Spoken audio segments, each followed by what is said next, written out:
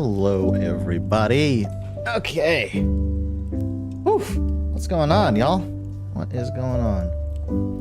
Just realized I should probably scoot my camera up a bit. I just realized you could see my legs there, and I'm just like, huh. Let me not. This ain't the right website for that kind of stream. I mean, what?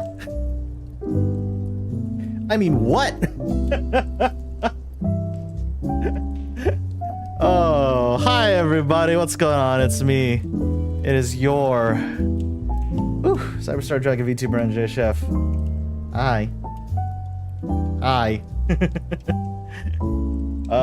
For those of y'all who haven't seen these kinds of streams, yes, you get to see my hands today, because this is one of my favorite streams to do. This is one of my favorite streams to do because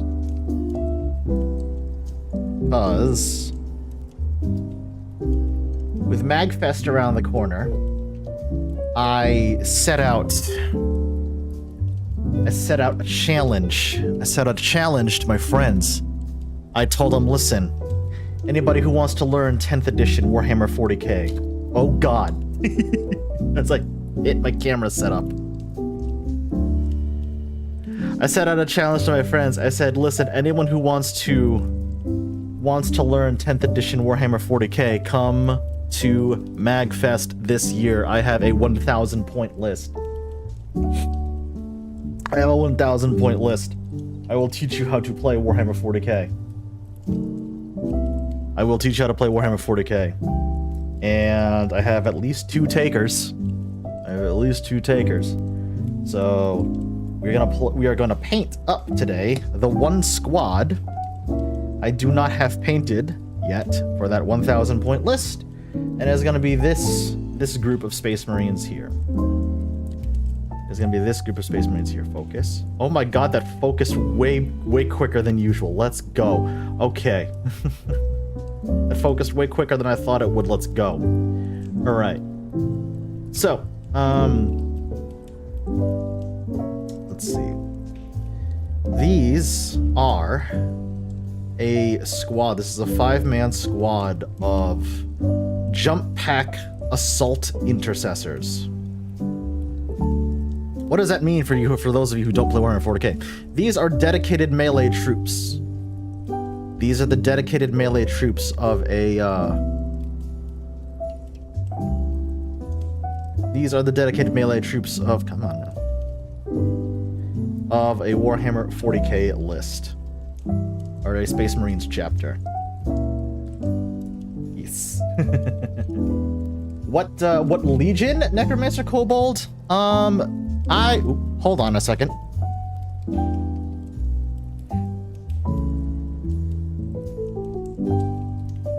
This is the chapter I've been playing since 5th edition. This is the chapter I've been playing since 5th edition Warhammer 40K. This is a Space Marines chapter that is near and dear to my heart.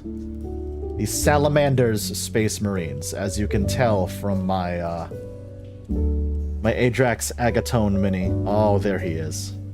Oh, there he is. Come on, focus. Focus. I was just praising your ability to focus earlier. Why are you not focusing now? There you go. Hey. Yeah, Salamanders Space Marines. They're my favorite chapter. They're my favorite Legion. I love them to death. I showed this off. I showed this other miniature off, and this is going to be a part of the list also. I have a Salamanders Librarian where I free-handed some flames on his cape. See? I free-handed some flames on his cape. And then I don't think I've showed this off to you yet, but this is a miniature I painted a while ago on stream. This is a Tech Marine. This is a Tech Marine that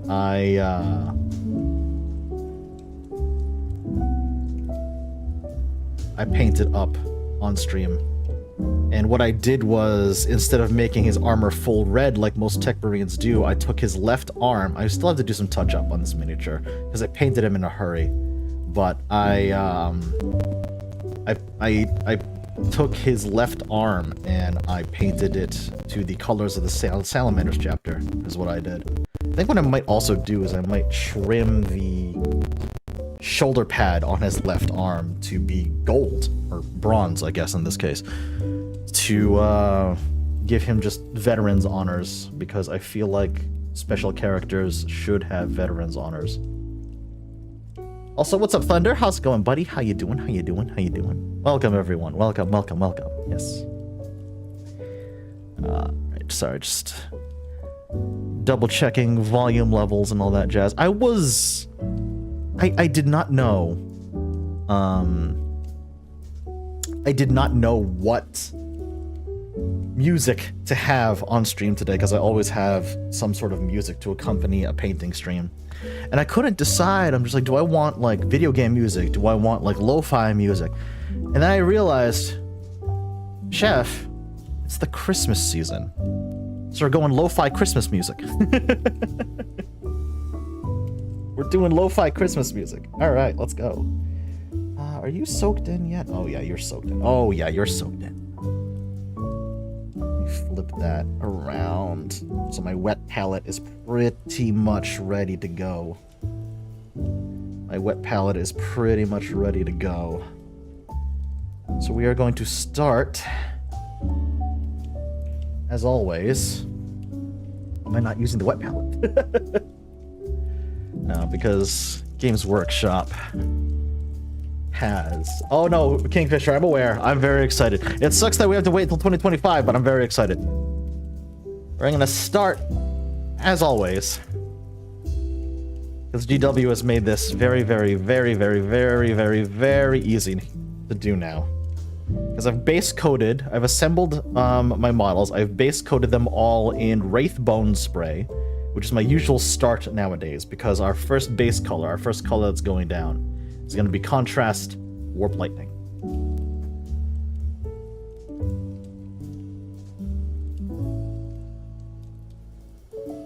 Let me pop that open. Let me grab a brush.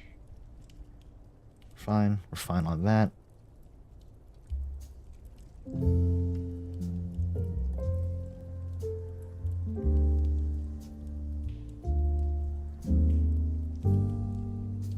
All we need to do now is grab some contrast medium. I'm testing out a new camera angle so you guys can actually see what I'm doing a lot easier.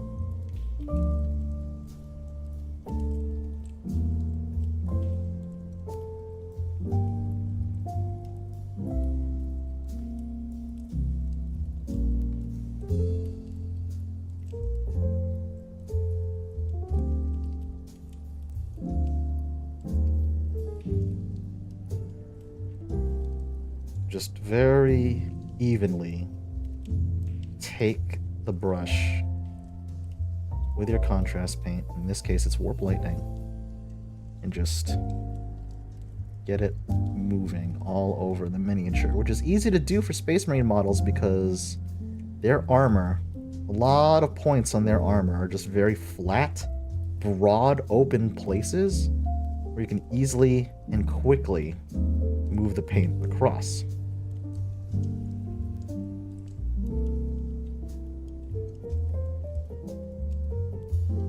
So now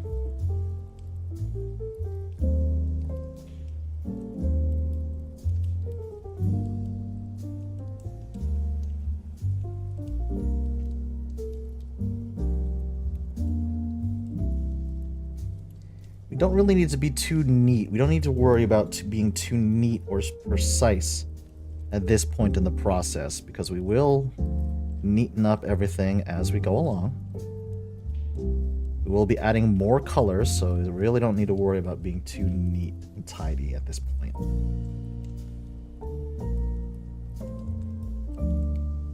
just, right now, it's just about getting colors blocked in where they need to be.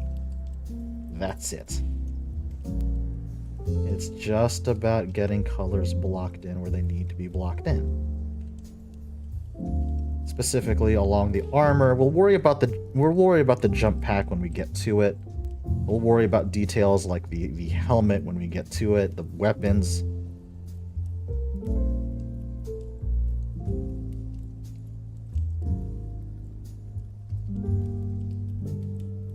What we want to start is a nice, solid, vibrant green.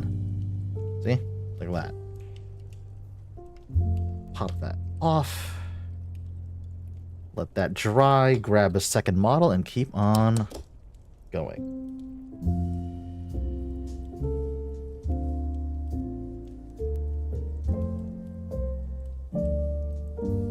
Oh, Sage, yeah, no, I saw.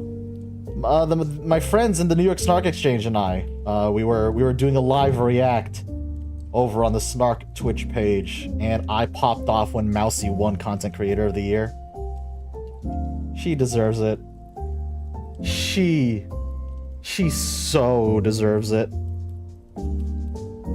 With all she does for like charity and stuff, she absolutely deserved it.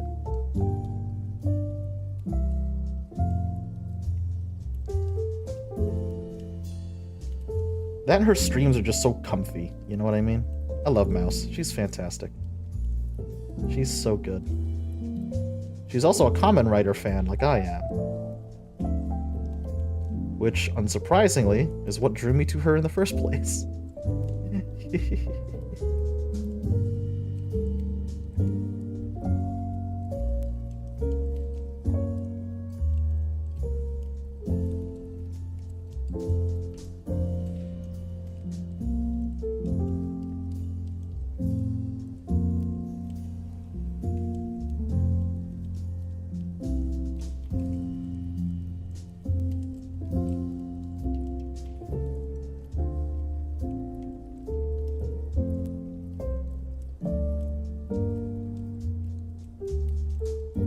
Gonna keep on doing this, getting our contrast paint all over, working it all into the nooks and crannies to make sure it gets all the detail that it needs to be set into,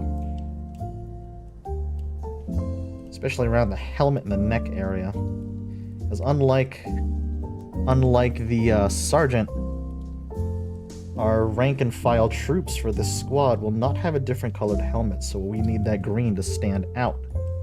We need that green to stand out for them.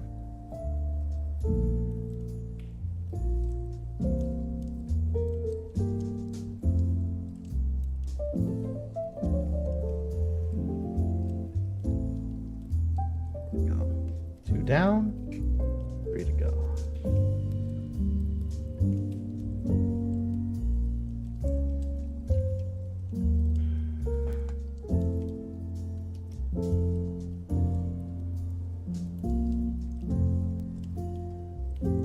How's everyone's day been? Hope you all have a wonderful Friday. If it is Friday for you. Because I know time zones can be a little strange. Hope you all had a wonderfully relaxing day. Hope you all have a good start to the weekend.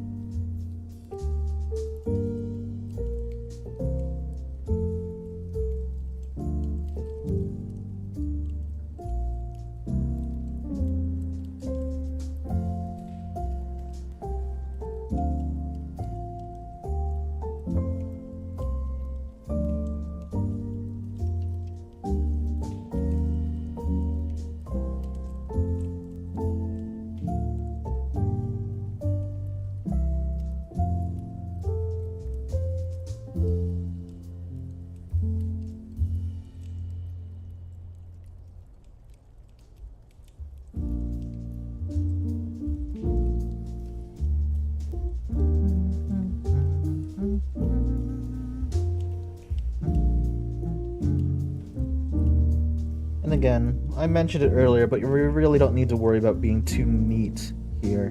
If we get green on other things that are not going to be green later on, that's fine.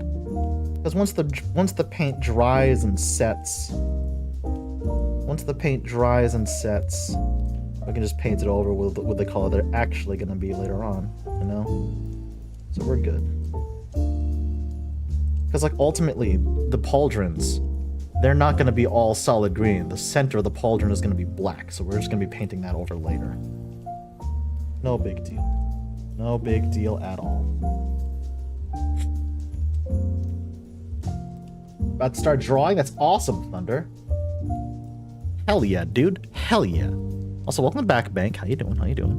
Only time is Friday. Everywhere is at high noon on Prime Meridian. That's, you know what? Rock, that's fair.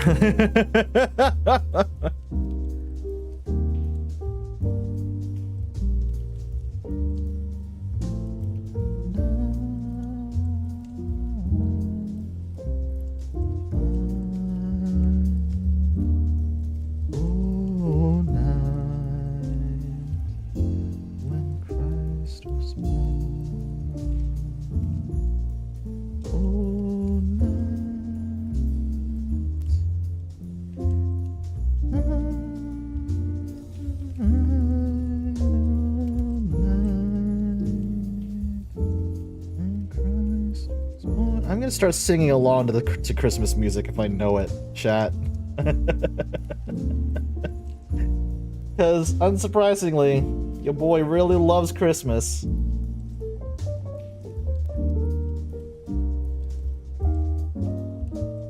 Like, if I need to go anywhere, like if I'm going down to the store to get groceries and all that jazz, I'm gonna put on the Christmas playlist that I have saved on Spotify and just sing the whole time down.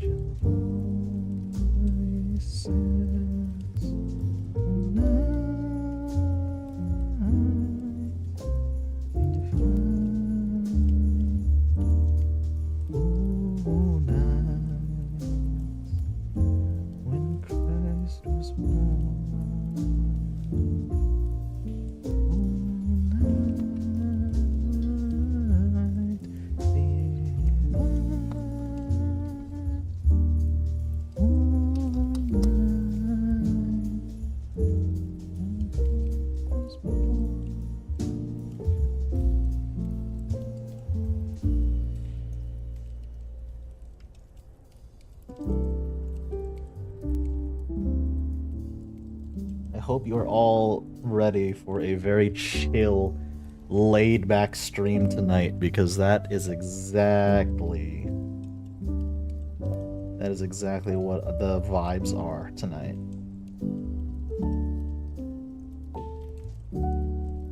That is exactly what the vibes are tonight.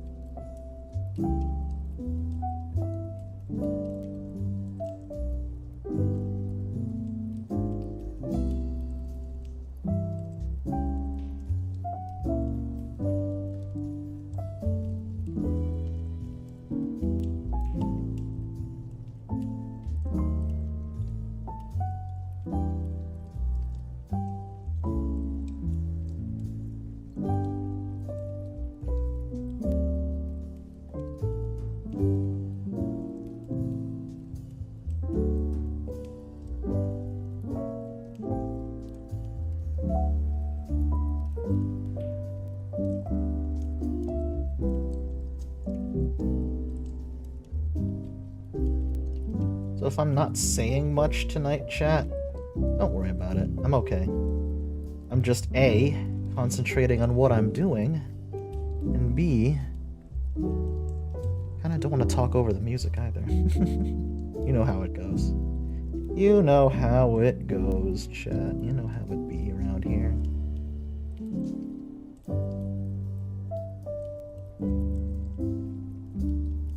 There we go. Solid.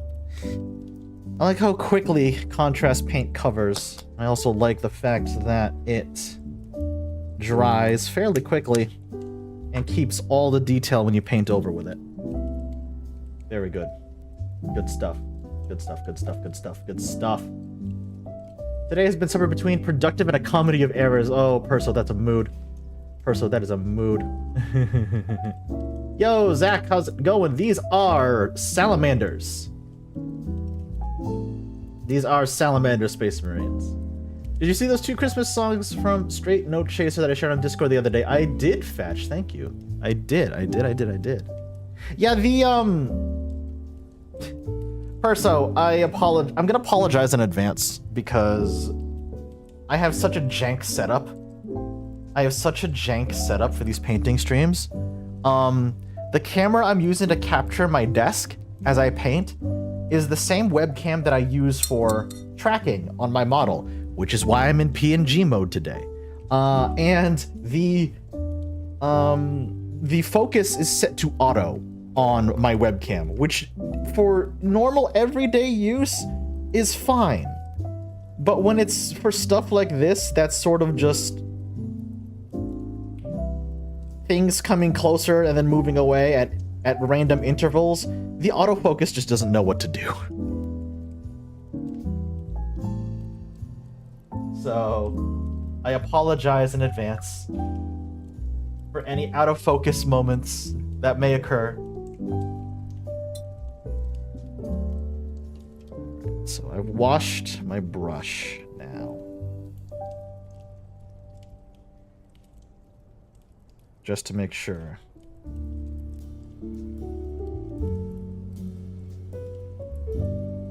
I've also made sure to clean it, like thoroughly clean it, because I don't want any contrast medium stuck in between the bristles on the brush. And if you're wondering what I use to actually clean my brushes, if you're wondering what I'm actually using to clean my brushes, it's this. The Masters brush cleaner and preserver. I've had this tub of brush cleaner for years, literal years. Get yourself some of it, because if you paint as much as I do, believe me, it's worth it. Ooh, I also just realized I need to. Nope, you're gone. Nope, you're gone. Nope, you're gone.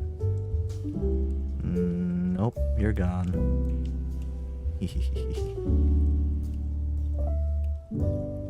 Cool. Alright, solid.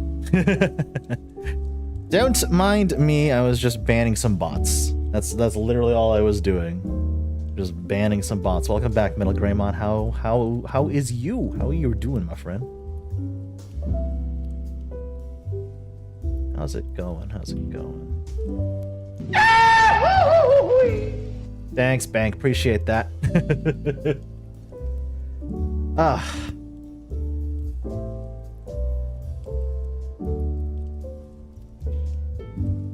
Are we dry? Appreciate that, Galaxy. Thank you.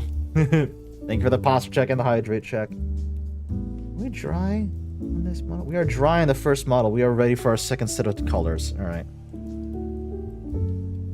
Ooh, Cameron, that's an open-ended question. They're all adorable. Like, legitimately.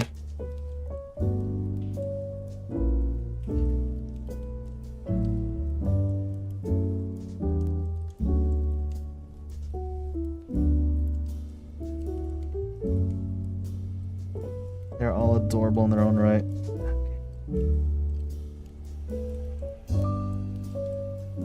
Look at that one more time. So now, what we want to do now is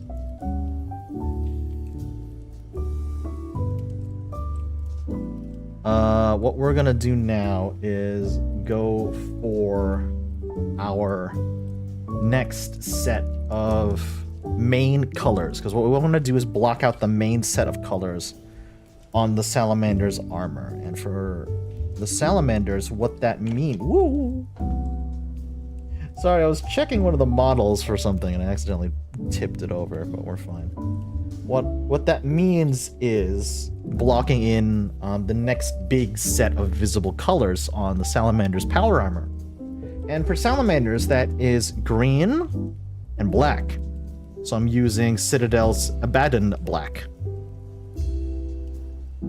Abaddon? Because I know it's based off of the character, right? I know for a fact it's based off the character, Abaddon the Despoiler. So, regardless, let me wash up the brush a bit.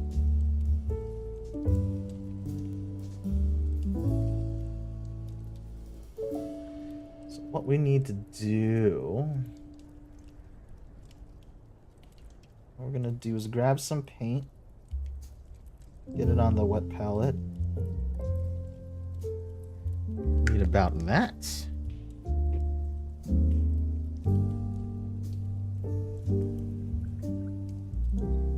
Wash off the brush very quickly. Now, the most important part, because Duncan Rhodes said so, and Duncan is the painting god of Warhammer 40K, miniatures in general nowadays. Got a little bit of water on the brush, and now all we need to do is just thin it down to the point where it's thin but not too thin. So now all we need to do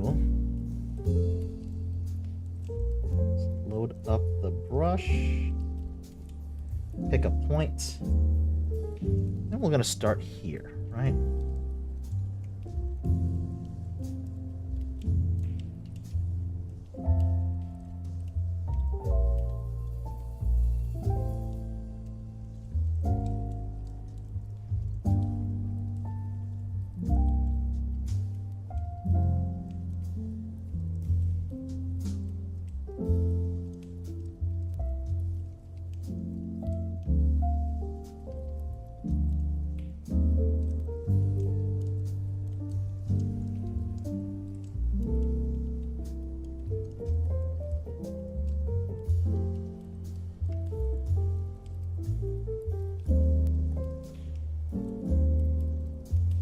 Salamanders, Flame Boys. Don't know Warhammer 40K that well. Yes!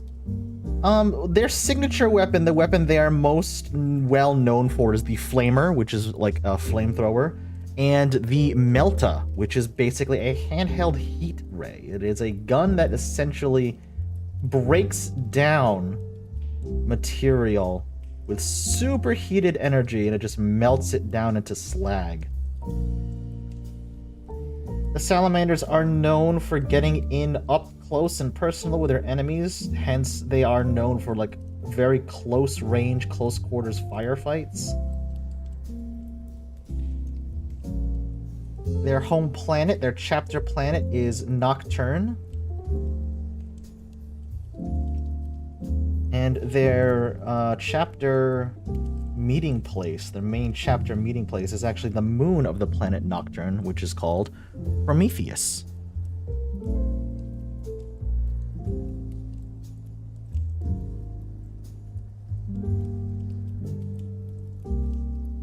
So a lot of their armor will hold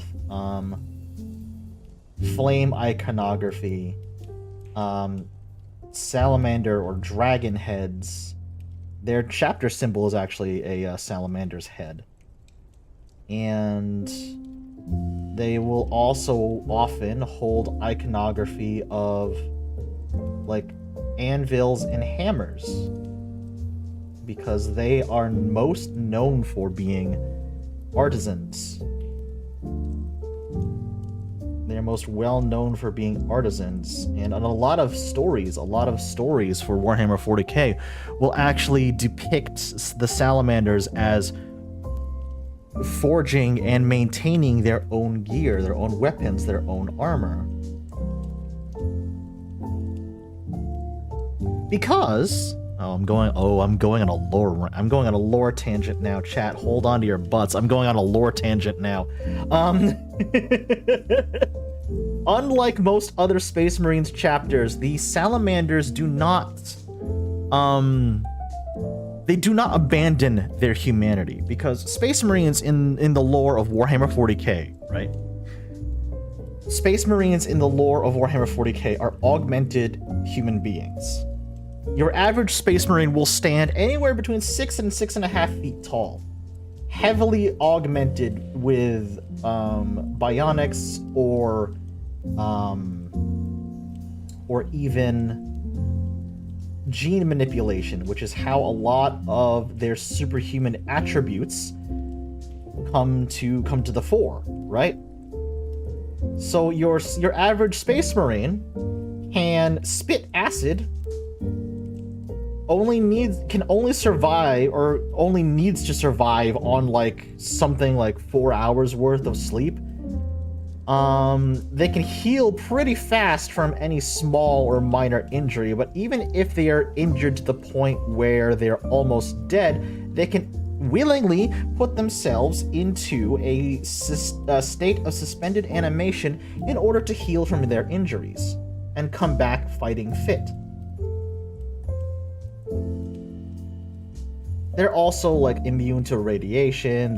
They can detect poison in a food just by eating it, and they have a secondary stomach that will filter out that poison automatically. Their rib cage has fused into a solid mass of bulletproof bone.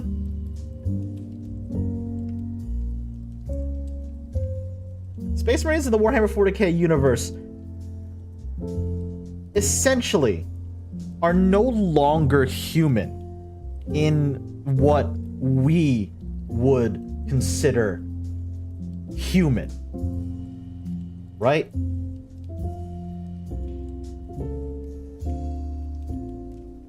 So as a result, while many members of other Space Marines chapters will still continue to fight and protect humanity, because, you know, it is literally what they were made to do, they do not consider themselves human. They consider themselves more than human, superhuman, right? The salamanders recognize that they are no longer human. They accept that they are no longer human. But what they do that other Space Marine chapters will not is remain among the humans that they are honor-bound to protect. So while most chapter fortresses for Space Marines will be apart and away from humanity, and to a small extent, the salamanders are kind of the same way, because their chapter fortress is located on the planet's moon. It's located on Prometheus, not Nocturne. Right?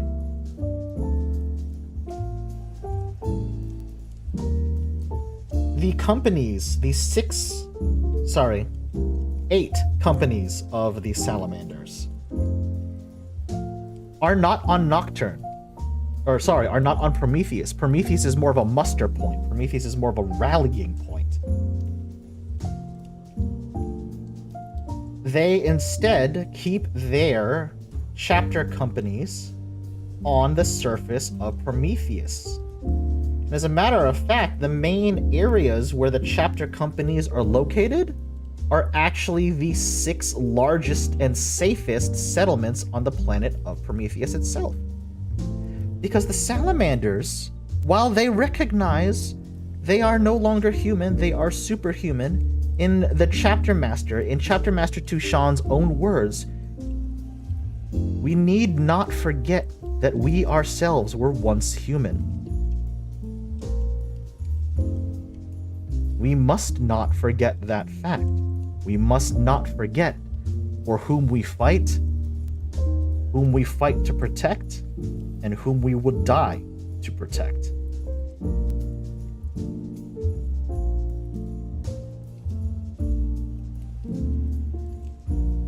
Perfect example of this. In the universe of Warhammer 40K, there was a great battle. There was a great war. The war for Armageddon. The planet was literally called Armageddon. And it was just overrun, beset, besieged on all sides by the largest orc wall the galaxy had ever seen at that time. Right?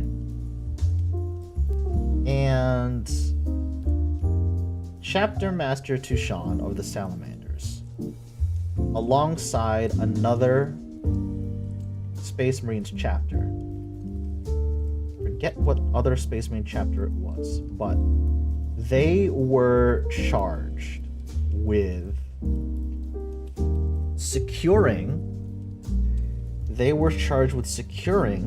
a refugee camp to make sure that everyone was safe and to give them a point of egress, a safe point of escape, right? But as they set about securing the refugee camp, the chapter master of the other Space Marines chapter that the Salamanders were working with, their intel discovered that orc infiltrators had already entered the camp.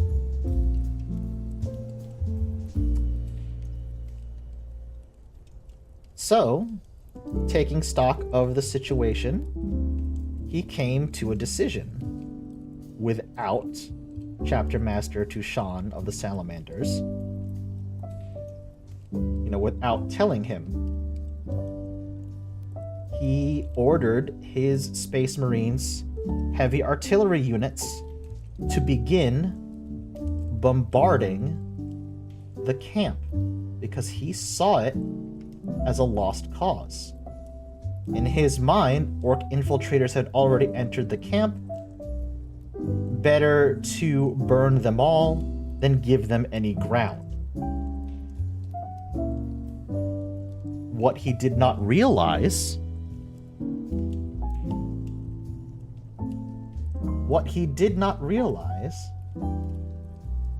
or what he chose to ignore, depending on who you ask, was that not only were some Space Marines still in the camp aiding in the fight against the invading orcs, there were still human refugees within the camp's borders, trying to make their escape.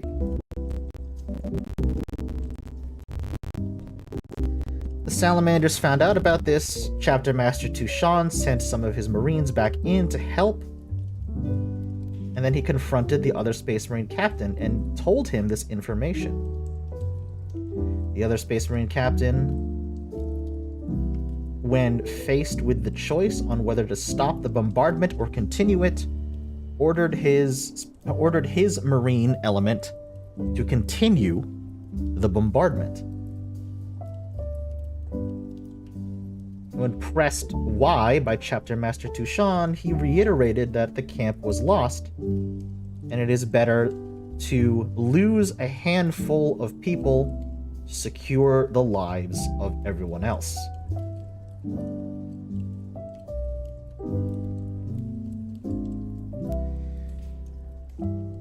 That, of course, did not sit well with the Chapter Master, who then proceeded to take a swing at the other captain. He called him mad, he called him insane, like, there are innocent people down there. They're the people we are sworn to protect, etc., etc. It took another chapter master of another Space Marine chapter entirely, Commander Dante of the Blood Angels, actually, it took Commander Dante physically stepping in between Tushan and the other captor and the other Space Marines captain. Physically stepping in between the two to stop that fight from boiling over. Ultimately, the bombardment was stopped. The orcs were held. The camp was evacuated.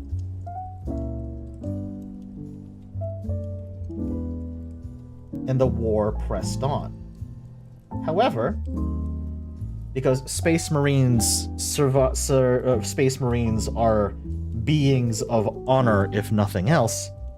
That captain, that Space Marine captain, demanded that Tushan, the chapter master of the Salamanders, be punished somehow for his actions. Commander Dante of the Blood Angels, who was overall commander of military operations of the War of Armageddon, said no, that Tushan did not deserve punishment of any kind. And when asked why, Commander Dante took the side of the Salamanders, in that we are here to secure Armageddon, we are here to secure this planet, we are here to protect its people. And if we fire on Armageddon's people, then, well, we are no worse than the orcs that we are here to repel.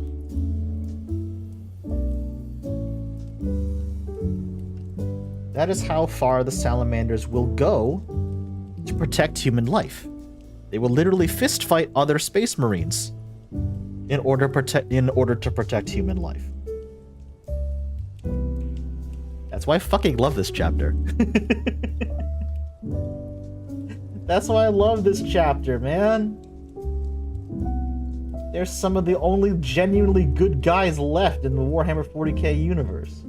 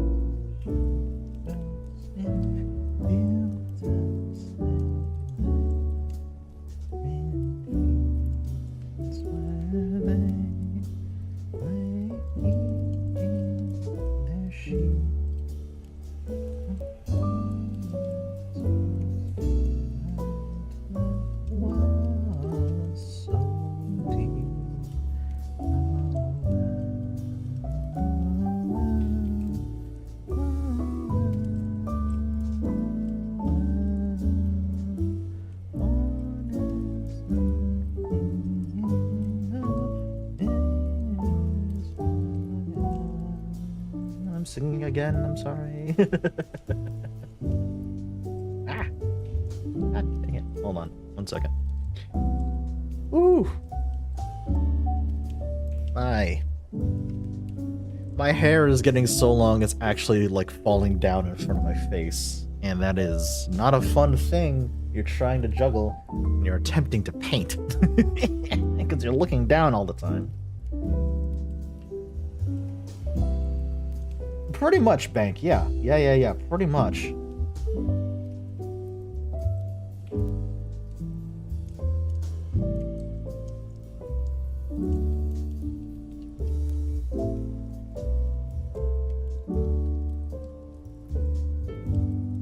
Speaking of Warhammer 40K, when that the two Warhammer 40K video game trailers that were shown off last night at the Video Game Awards, oh my god, I popped off for both. Because Rogue Trader is a setting that I am very, very glad is coming back into 40K. Because it just felt like Games Workshop sort of forgot about that setting after a while, and I'm so glad they're bringing it back, if not to tabletop, at the very least in video game form, and oh my god, it looks great. Rogue Trader. And number 2, yo, we finally got a release date for freaking Space Marine 2, let's go! Oh, I'm so excited. Chat, you can bet your bottom dollar both of those games are gonna get streamed on here at some point. You know that. You know that for a fact. You can You can bet both of those games are gonna get streamed here at some point. Absolutely. Yes!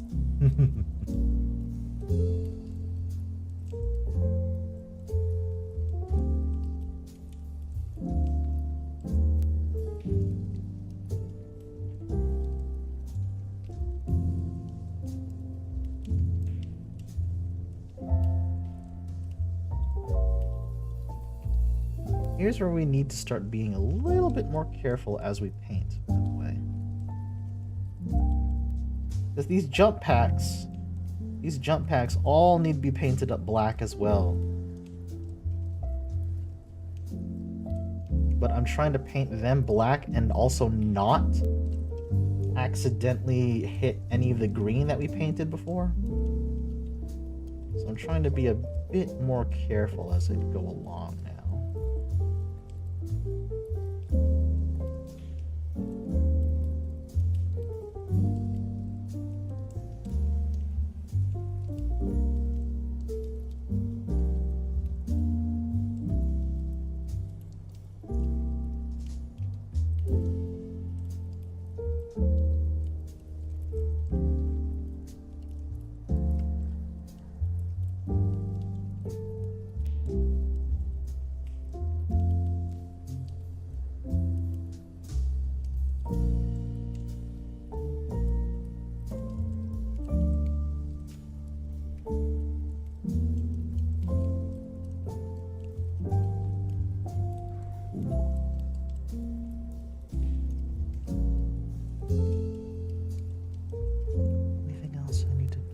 Actually, yes. Some of the Under Armour.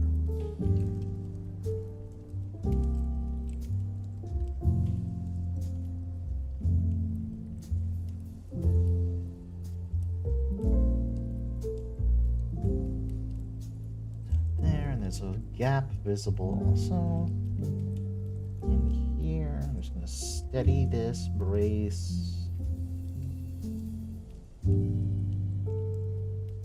Sometimes when you paint miniatures like this, you find yourself having to hold the miniature at a very strange angle just to get at whatever you need to paint.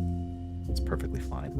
Now, a detail that wasn't on the squad sergeant, which was this guy, is because he had a different weapon entirely. He has a power fist and instead of an Astartes chainsword. What I like to do is I like to take the casing of the chainswords and paint those black as well. But I'm not actually gonna do that yet because I need to paint the teeth of the chainsword, which is gonna be gunmetal and not black. So I'm gonna paint the teeth of the chainsword first because I know for a fact that while I'm painting the teeth of the chainsword and this little chunk of metal back here, like the motor, it's gonna get onto this casing back here. Which is fine, because then I can just go back later with the black and just paint that over and clean it up. So we're going to leave that white for now.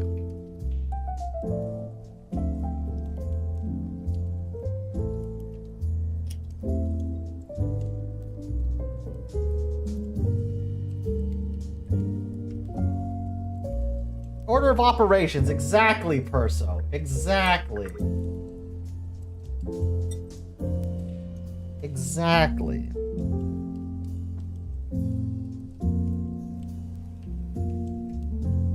Sometimes, especially, this goes doubly for the larger models in the 40K range, but you really need to start thinking ahead. Like a step or two ahead when you're painting.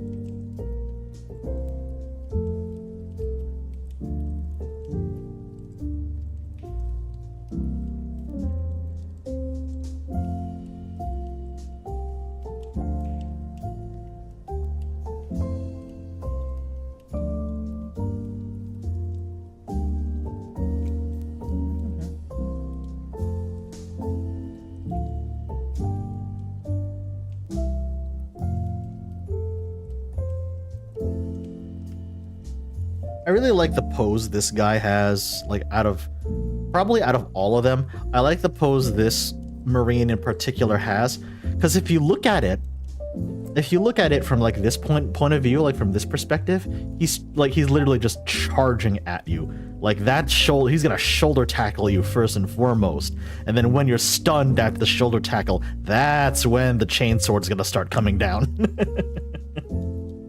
It's a very dynamic pose. I like it. I like it quite a bit.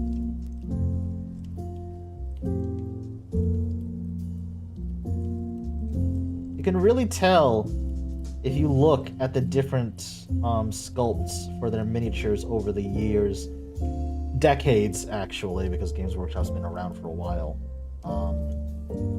They've gotten the art of dynamic posing. They've embraced it quite a bit, because when Warhammer 40K first appeared as a system, as a standalone system, all of the miniatures were very static, very monopose, right? I basically play Space and Planets and can say it was intentional, give some weird backstory. Hey, sometimes that's how you gotta roll with it, Bank. Yeah, exactly. So right around noon, it's gonna be very noisy in my area. There's 2 flyovers for the Army-Navy game happening at Gillette Stadium. Oh, wow. I forgot that was happening. That's pretty cool, Fetch. Although I do see how that can get pretty annoying. I hope you find some quiet time.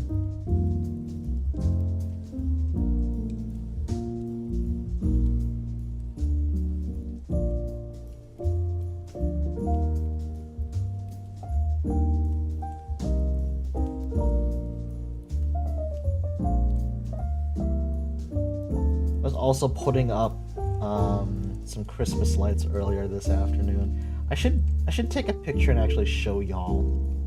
Or like Discord, for like Twitter. I should definitely show y'all. So I've got basically all of my Christmas decorations up now.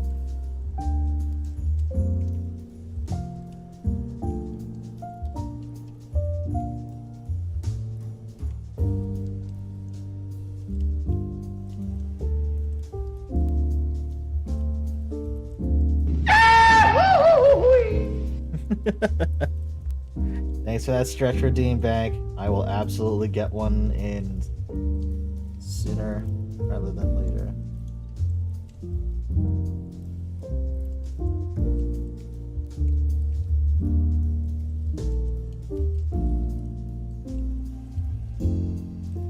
I also definitely need to change that sound alert.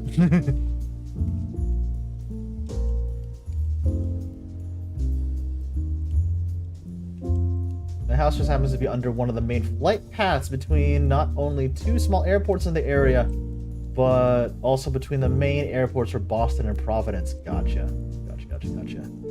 No, keep it. Thanks, Thunder. I'm getting mixed messages now, chat. Although Thunder, I know you always embrace the chaos, which I appreciate.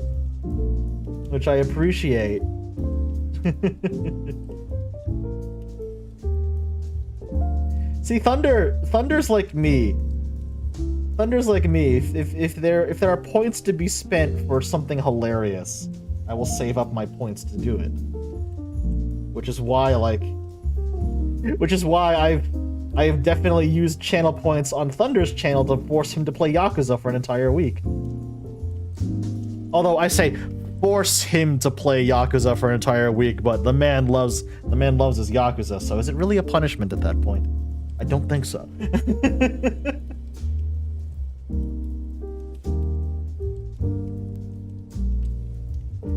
It's like, oh no.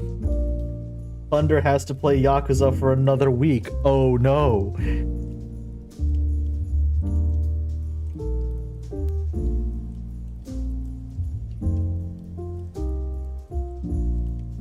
Oh, you're finally starting Judgment? Hell yeah. Hell yeah. Is Choo Choo gonna be joining in on? Because I know they love Judgment. I know how much they love Judgment. I would not be surprised if the hamster was gonna join in on call for that.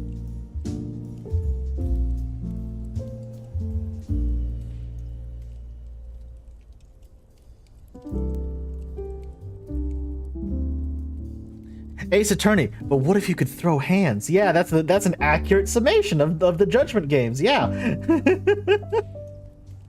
That's an accurate summation of the Judgment games, actually. Yes.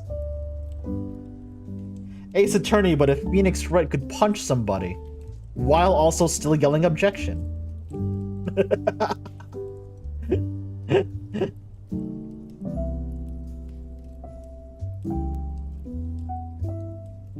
My response to that was, say less.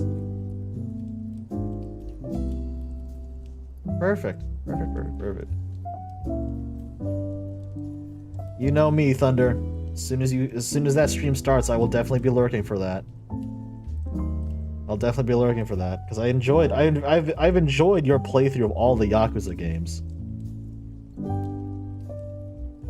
Thunder, I'm gonna be real. The reason why I put all of the Yakuza games on my Steam wish list is because I sat down and watched all of your Yakuza streams.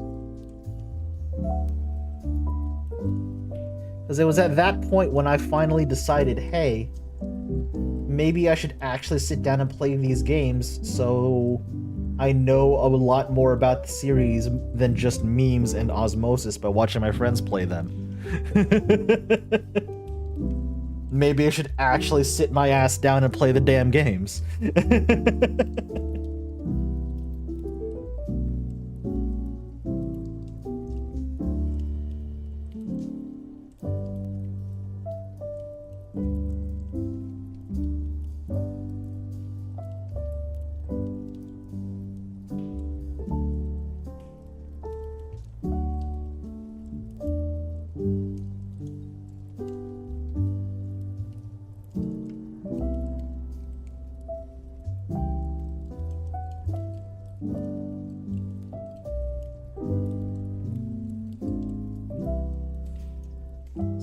I'm basically waiting to,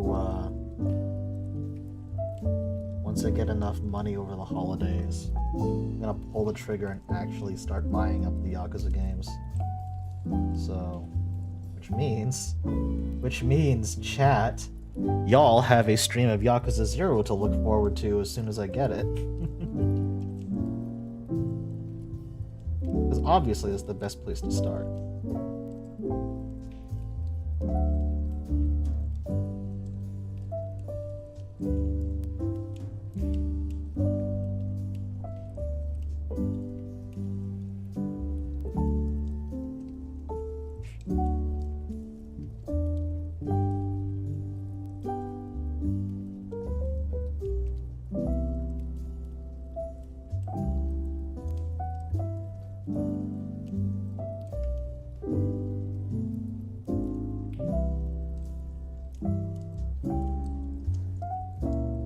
Because I've gone full circle on the Yakuza games. So I used to look at the Yakuza series like, this is a really neat video game series. This is a really neat video game series. I don't know if I'm ever actually gonna play it myself because a lot of the game back then, a lot of the games were really hard to find, not easily accessible. So it's just like, I think I'll content myself to just watching other people play the Yakuza games and taking part in the memes, because there's some funny-ass memes. Fast forward to now, where I've watched a whole bunch of my friends play basically the entirety of the Yakuza series at this point, and now I'm just like, wow. I need to sit my ass down and play these games myself.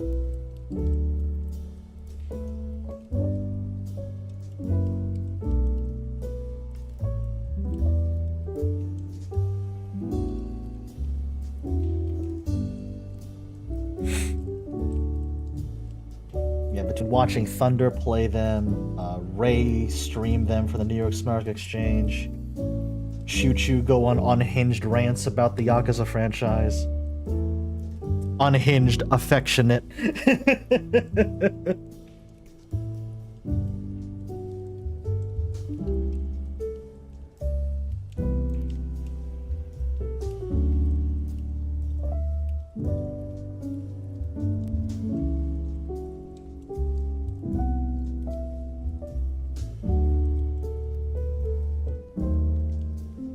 I have some context for the memes, exactly, yeah. Now I have some context. Crucially, not all. Crucially, not all, but I have some context.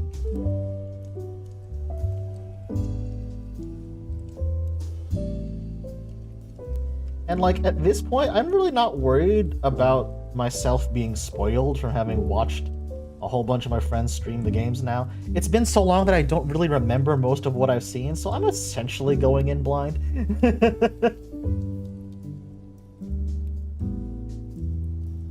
So I'm essentially going in blind whenever I do start up the streams. That's why I'm really not worried.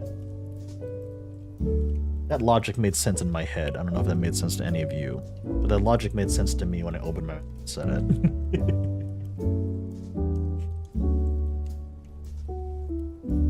We're almost done with the black, by the way, chat. Don't worry.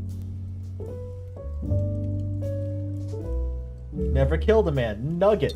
Punched a tiger. Rubber bullets. Punching a bear. Baby football. and let's not forget, Thunder. Cutscene gun.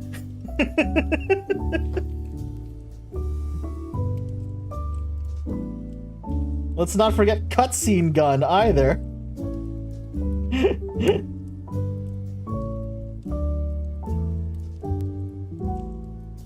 Baby football is still the funniest fucking thing. Oh my god.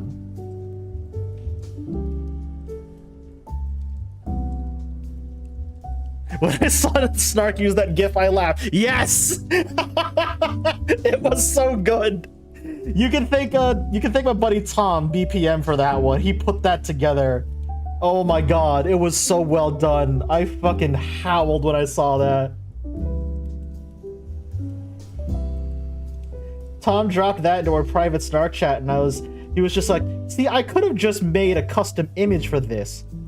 But where would the fun in that be? And I saw that whole thing play out, I was just like, oh my god.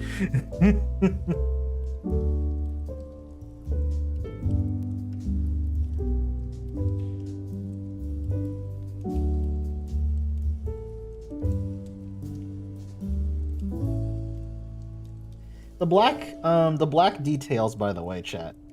The black details are taking a little bit longer because these backpacks are a lot bigger than they normally are for Space Marines because these are Assault Marines. These are Assault jump packs.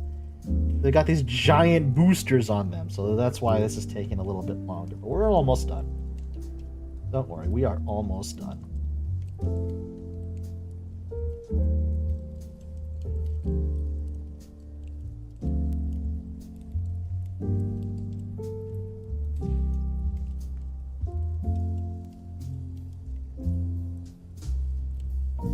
Honestly, if you really think about it, if you bring in the scale, if you really think about the scale of Warhammer 40K, these are 6.5, nearly 7 foot tall, augmented superhumans. And not only are they charging at you in battle, on the battlefield, they're charging at you with rocket boosters strapped to their back. How terrifying is that? Like, honestly. If you really, really stop to think about the scale of Warhammer 40K. Almost 7 foot tall super soldiers with rockets strapped to their back. Charging at you with what is essentially a handheld chainsword. Basically a chainsaw that's strapped to a sword hilt. And a gun that fires bullets the size of your fist, which are also rocket propelled.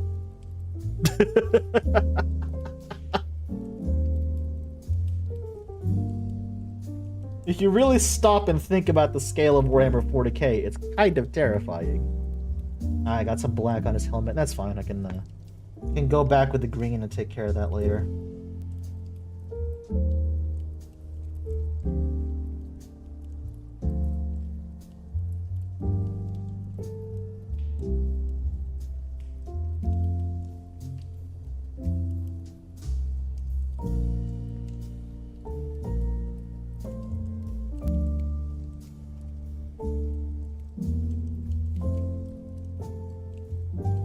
I may ask you in chat for suggestions about something. About painting something. Go right ahead, Bank. Yeah. Go right ahead. Ask away.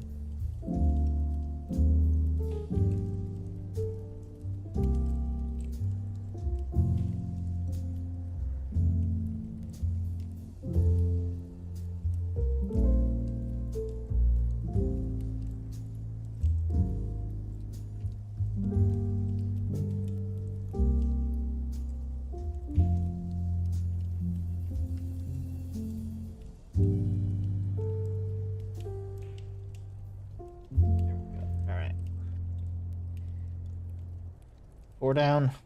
Last one.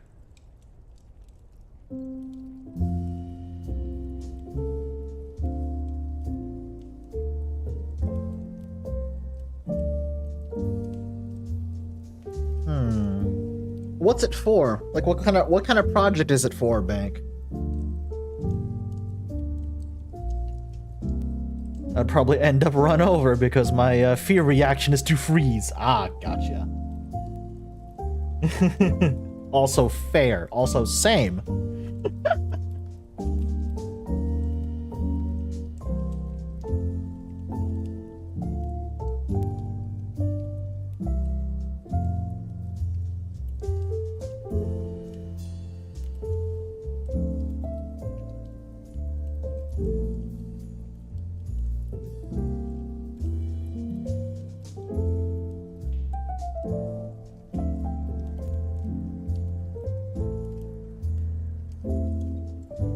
Just for fun, curing my boredom? Okay. Oh, Rock's got something. Uh-oh, Rock's cooking. Rock's cooking, hold on.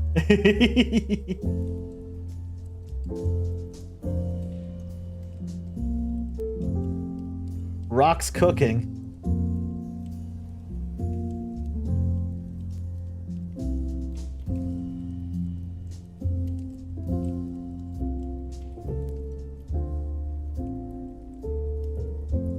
Chat, you want to know something? The Space Marines on their own, pretty scary, right? They sound pretty overpowered. There are beings in the Warhammer 40K universe that easily can kill a Space Marine. There are Tyranid bioforms that could just pick up a Space Marine in their claws and in one swift motion rip them in half. There are some Necron weapons that in the lore, in the larger scope of Warhammer 40K, that could disintegrate not just the armor a Space Marine is wearing, but all the biological stuff inside as well. You know? Sounds like heresy. Oh my god. What's up, Makazi? How's it going, buddy? How you doing? How you doing? Hope you're doing well, friend.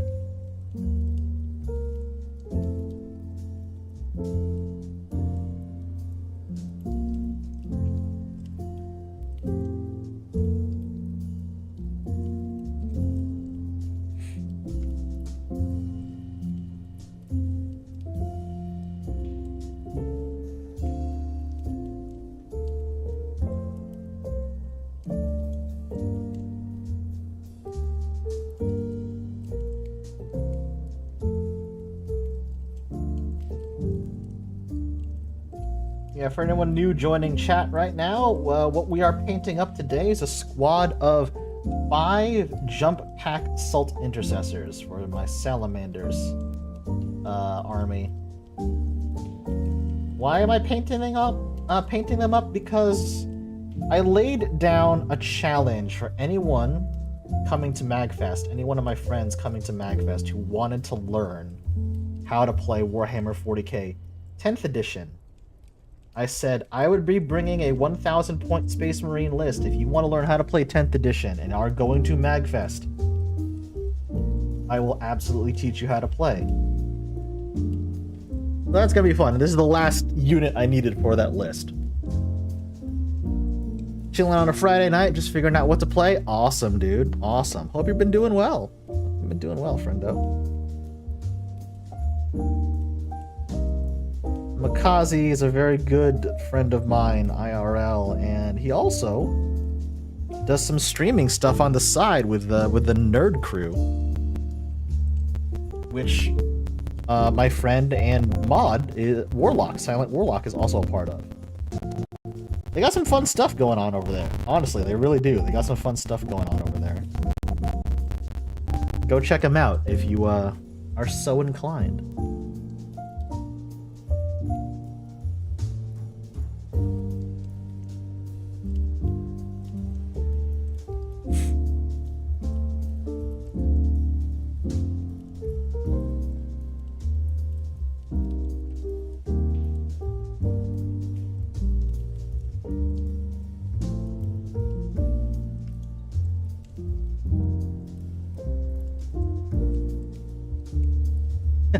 Hey man, listen. I like seeing my friends succeed, all right? I gotta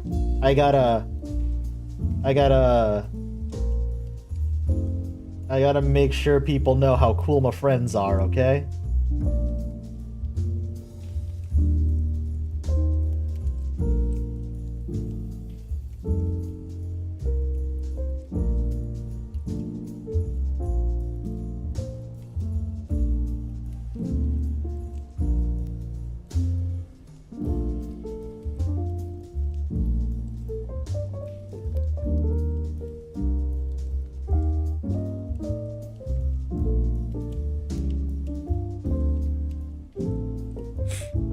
When painted a traffic cone, because all my canvases are painted on. I'll try rock and alien suggesting you want to add to this thing. Neat, dude. Neat.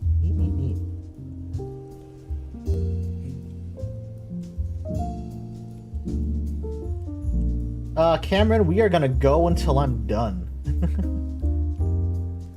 we're going until I'm done. So however long it takes me to finish off these 5 models, that's how long stream will last.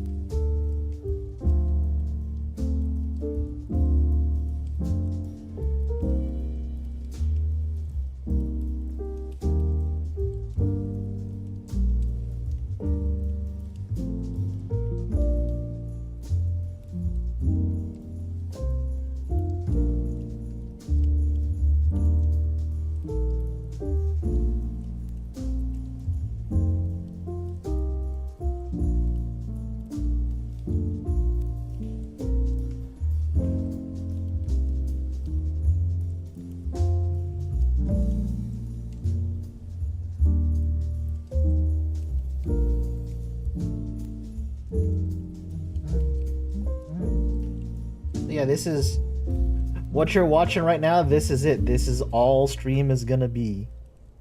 It's different from, like, you know, it's different content to me just sitting down and playing a game or doing a watch along with all of you. But this is, honestly, this is a type of stream I love doing. So any chance I get to sit down and just have a chill stream where we sit down and vibe and paint, like, yeah, I'll take that. I'll fucking take that. All right, we are done.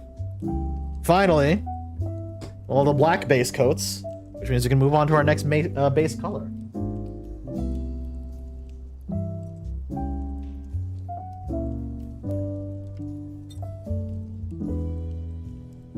Clean up my brush first because the black paint gets a lot. It gets into the bristles quite a bit.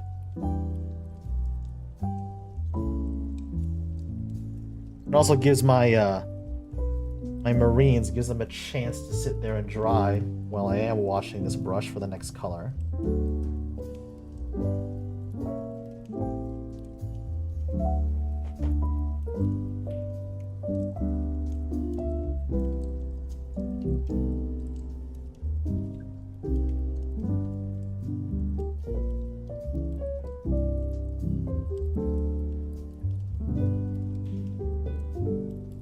Speaking of which, then the next color that we are going to be utilizing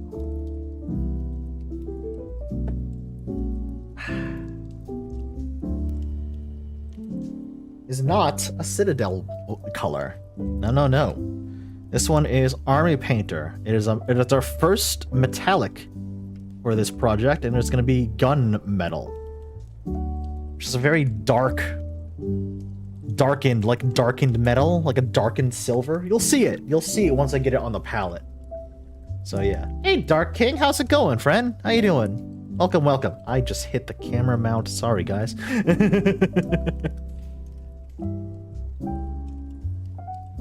Okay, there we go.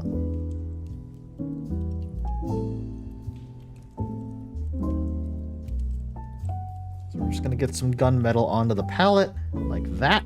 See? Take our brush, grab some water, which I have over on this side.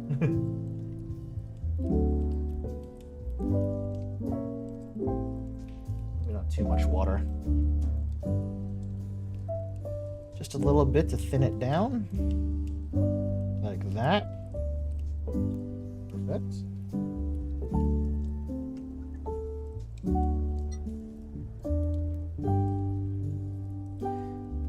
Grab our squad sergeant who's over here. Grab some paint. Load it up now that it's been thinned down with a little bit of water. Don't have too much. We just want to take stock of what needs to be painted as gunmetal. And what I like to make gunmetal on my Space Marines are weapons, grenades, anything like buckles, but most importantly, vents. Vents and thrusters, of which this miniature, thanks to its assault pack, has quite a lot of.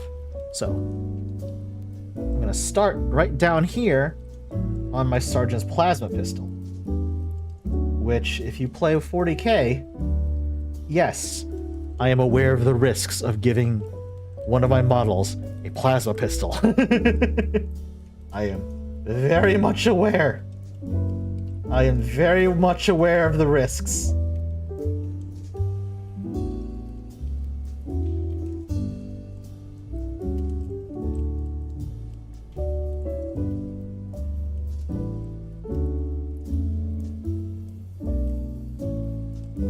It's worth the risk. Oh no, Makazi, I agree. Trust me, I agree. It's a risk, but it's worth the risk. So, for those of you who are unsure of what I am referencing, plasma weaponry in the Warhammer 40K setting is very, very risky. Because it is very much a risk versus reward. Because plasma weaponry has two settings on the tabletop. Its standard weapon profile and its overcharged weapon profile. Now, if you fire off the weapon in its standard profile, you don't need to worry. You roll to hit, you roll to wound, and then you roll damage as usual. And because it's plasma weaponry, it does a decent chunk of damage. It's a very high strength weapon. But then you do have the option to overcharge the weapon. What does that mean? What that means is the strength and the damage of the weapon both go up. They both increase. However, after you've rolled to hit to damage and wound, to hit to wound and damage, you now must take a hazardous test. What is a hazardous test? You roll 1d6 for every supercharged or overcharged weapon that you just fired. And if you roll a 2 through 6, you're fine. Nothing happens. If you roll a 1, you have failed the hazardous test. And the model that just failed the hazardous test is then removed as a casualty of war. that represents the plasma weapon overloading and exploding.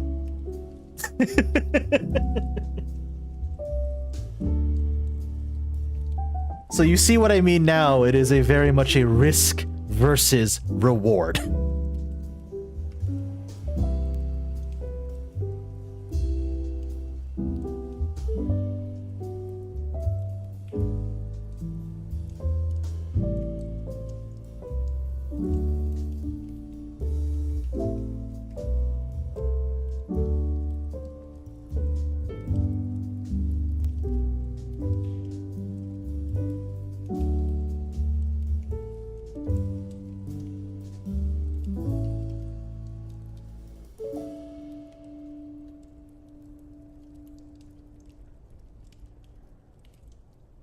Anything else that needs to be silver? Ah, bottom half of his gun holster.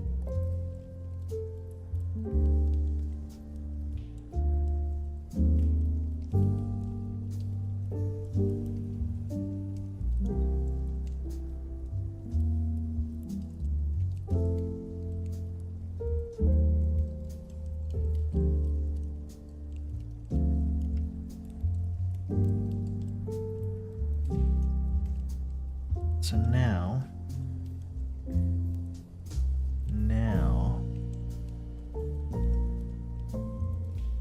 let's see. Sorry, I'm just checking. Just checking because I saw a whole bunch of messages pop up. Okay, good. So now I gotta be a bit more careful because I got more of these vents back here.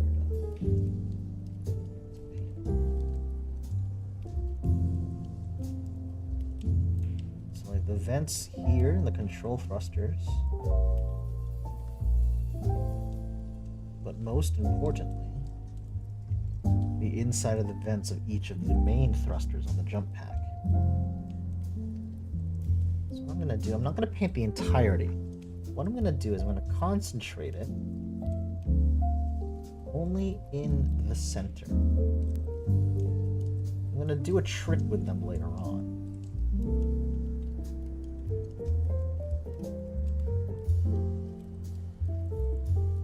Do a trick with them later on. See? I'm like not worried about the edge, I just wanted to do the center. Hey Oscar, how's it going? Welcome to stream, how you doing? Hope you had a good day.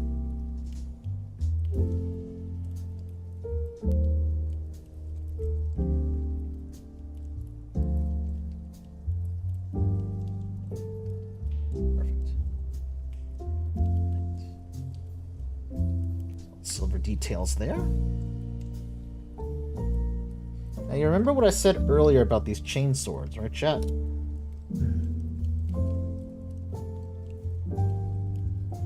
Because I wanted to paint the teeth, and I also wanted to paint the motor. And that was gonna splash on the guard, right? So we're gonna go back after the paint's dried, and then paint the guard black after all of these have been painted. So we're Gucci. Order of operations matter. Order of operations matter.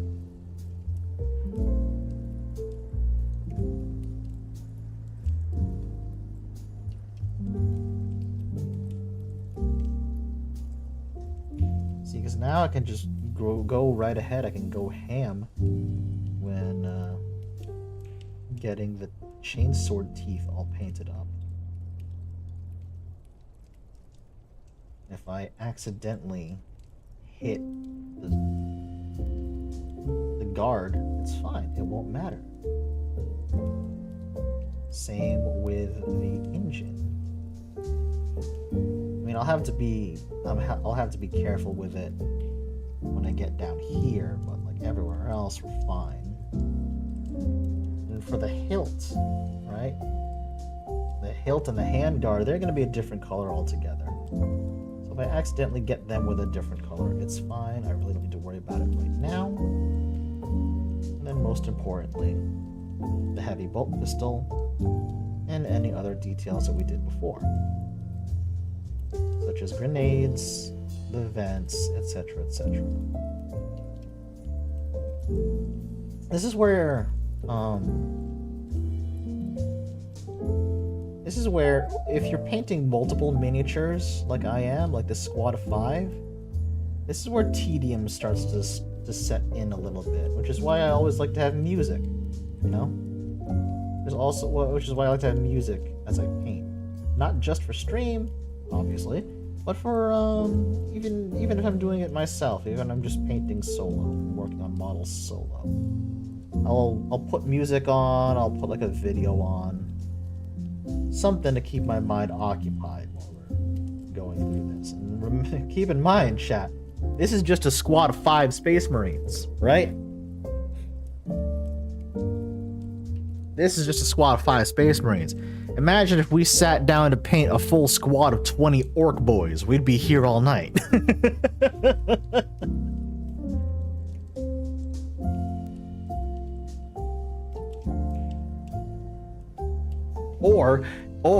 Or, God forbid, we sit down and paint a full squad of 30 Tyrannid Hormagaunts. We would quite literally be here all night.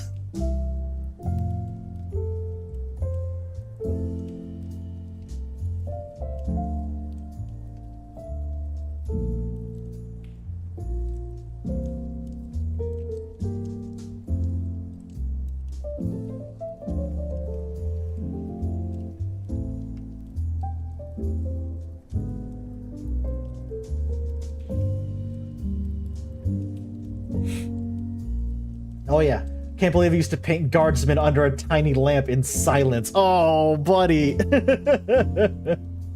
Oh no, Makazi.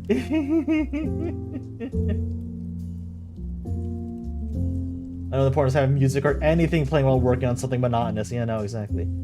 Oh, no worries, Cameron. Hey, if you wanna bow out early and get some rest, be my guest, dude. Don't worry about it. Don't worry about it. High school was rough. Oh, buddy, I know that. I know that. I know that for a fact. What horde faction do you think is hardest to paint? Ooh. Ooh.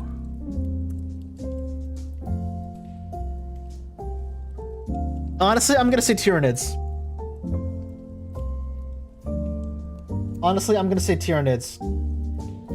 Mostly because I am awful at painting anything organic.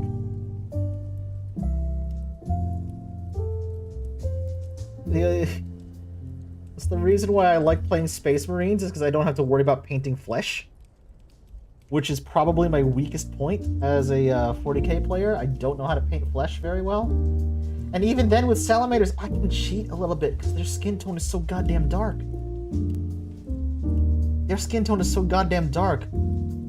I cheat with salamanders because all I have to do is base coat the flesh gray and then double wash it first with a black wash and then with a flesh tone to highlight it out.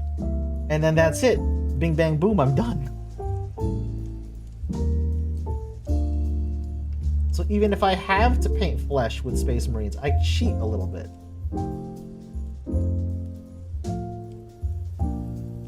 Why do you think this entire squad has their helmets on? So I don't have to paint flesh at all.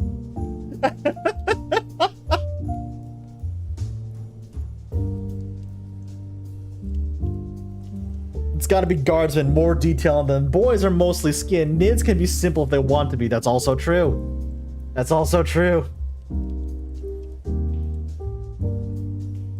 Makazi, I'm curious. Do you paint in the individual eyes on your guardsmen, or do you do the trick that everyone else does and like make it look like you've painted their eyes in when they're actually not?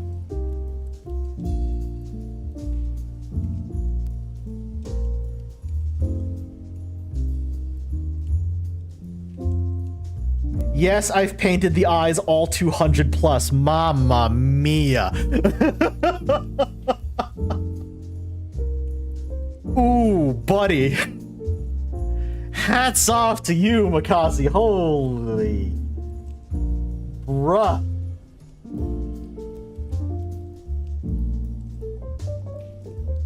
Bruh.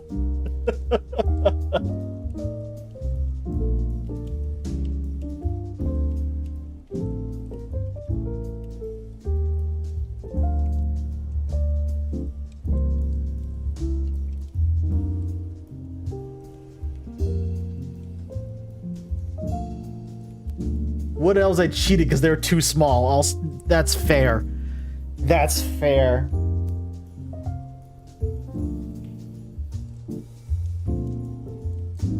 I keep almost losing a knitting needle down my sleeve. Oh god, Perso.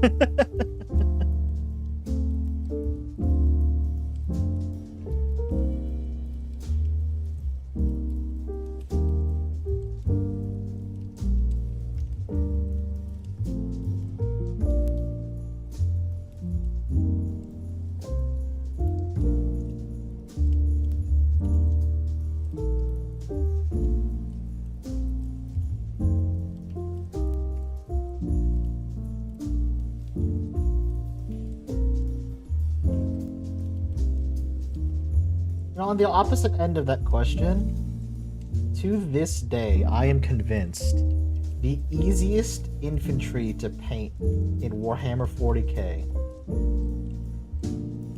the single easiest infantry to paint in Warhammer 40K, hands down, are Necron warriors.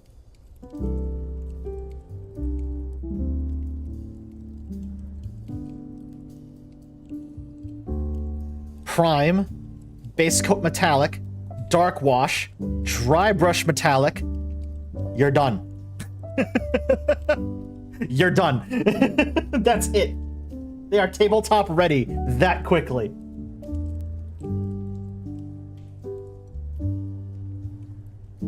Freaking undead robots, man.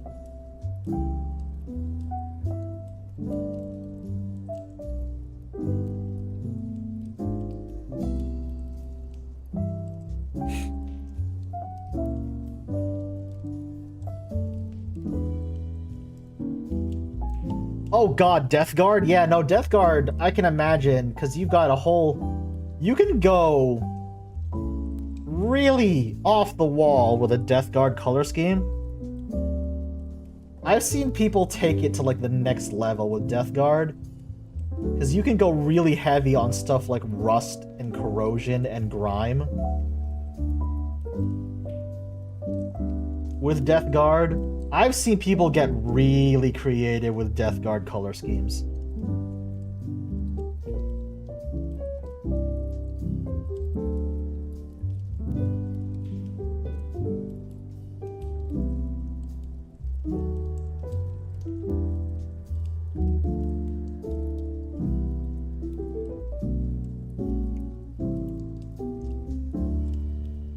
Oh, Bank, absolutely, yeah. Bank, you're on Twitch, right? Type into chat !Discord. It should bring up a Discord invite link.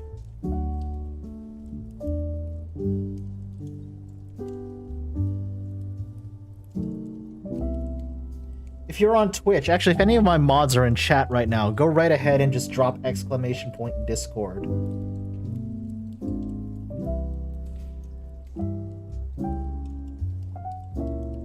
There you go. You got it. You got it. Oh, right. I was about to unclip this model from the stand, and then I realized I haven't painted the chainsword teeth yet.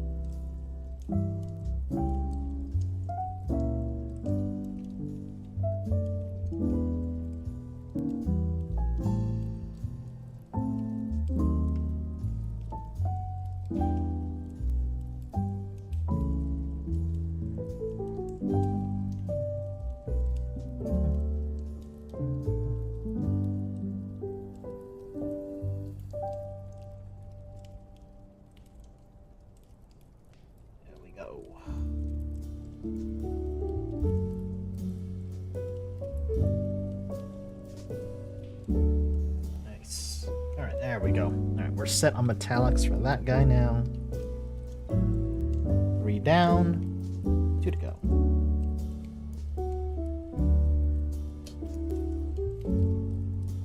Oh, you are on both Twitch and YouTube. I appreciate the double lurk. I can appreciate it.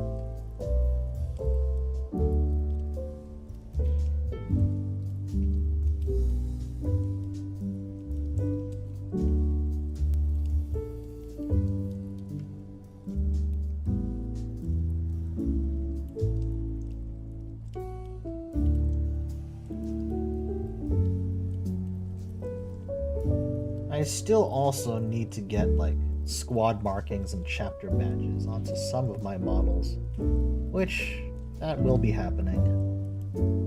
I will get that done before MAGFest, absolutely. Don't want to half-ass this army now, do I? As my buddy Tom said, I don't like to half-ass things, I whole-ass things. I'm not one to half-ass something, I'll whole-ass it.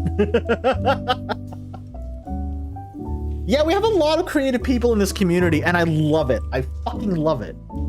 I love how creative you all are.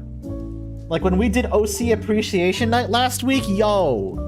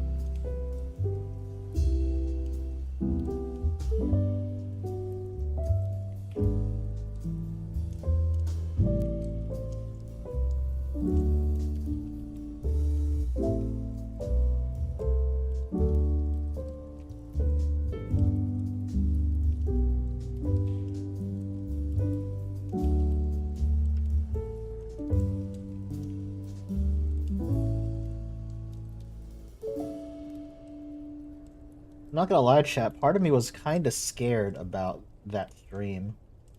I didn't know how many people would show up, I didn't know how many people would want to participate, but you all blew my expectations out of the water, and I thank you for that. Like, legitimately, I thank you for that.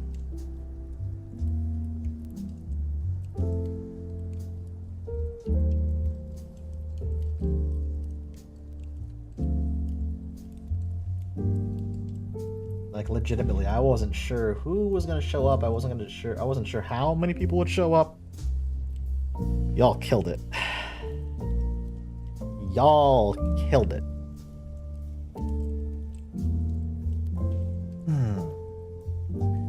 Do you have any unit or model types you're looking forward to and in the next couple of codexes? You know what? Games Workshop. Games Workshop. This is a direct and open plea to you. Please, for the love of God, remember that the Salamanders as a Space Marines chapter exist. It's not just all about the Ultra Smurfs. It's not just all about the boys in blue, the Ultramarines. No. At the very least, I would love a new Vulcan Heston model. Number 1. Number 2, cool. You brought back Gilliman. Great. You brought back Lionel Johnson. Thank you. Please, for the love of God, bring back Vulcan. Please, for the love of God, bring back Vulcan. It's canon to 40K lore. Vulcan is an immortal. He can reconstitute his entire body from a single cell. He's done that. Twice. Sorry, 3 times. He's done that 3 times in lore now. He is a shoo-in for a new model. Come on!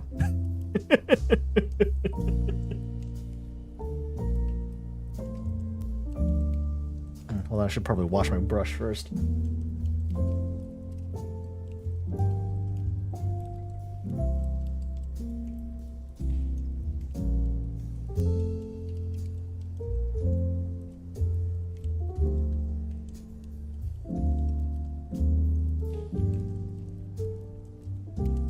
Exactly, Perso, thank you. Exactly.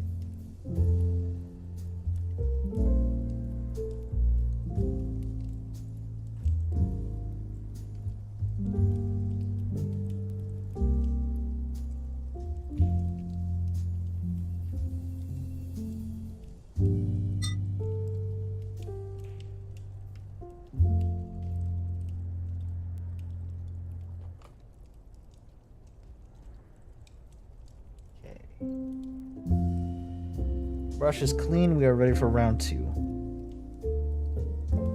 The thing about metallics is they tend to gunk up a brush way faster than non-metallics do.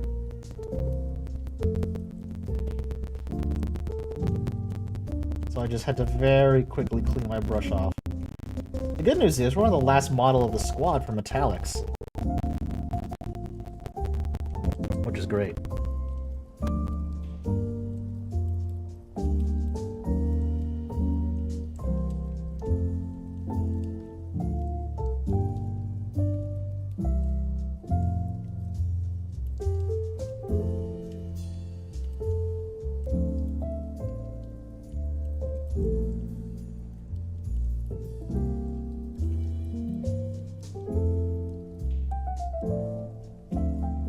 GW ones for sure, absolutely.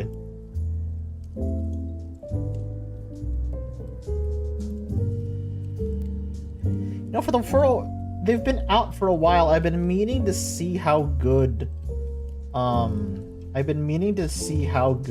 Duncan's paint line is. The Two Thin Coats paint line. I've been meaning to see how good that his paints are.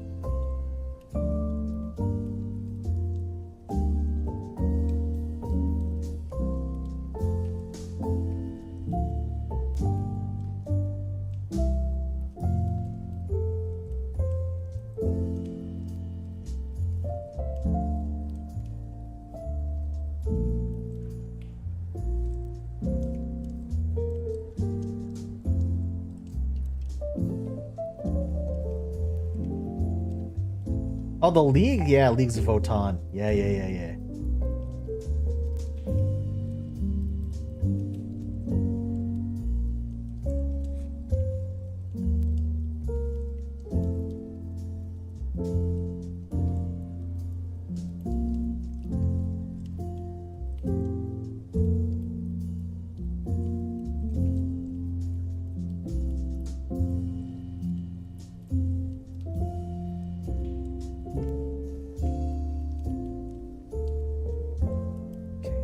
Oh God. Ooh, I got a little bit overzealous there with some of the paint, some of the metallic paint, some splotches on his jump pack, but I can take care of that later once the paint dries, so we're fine. All right, now on to the next major color is, yeah, here we go.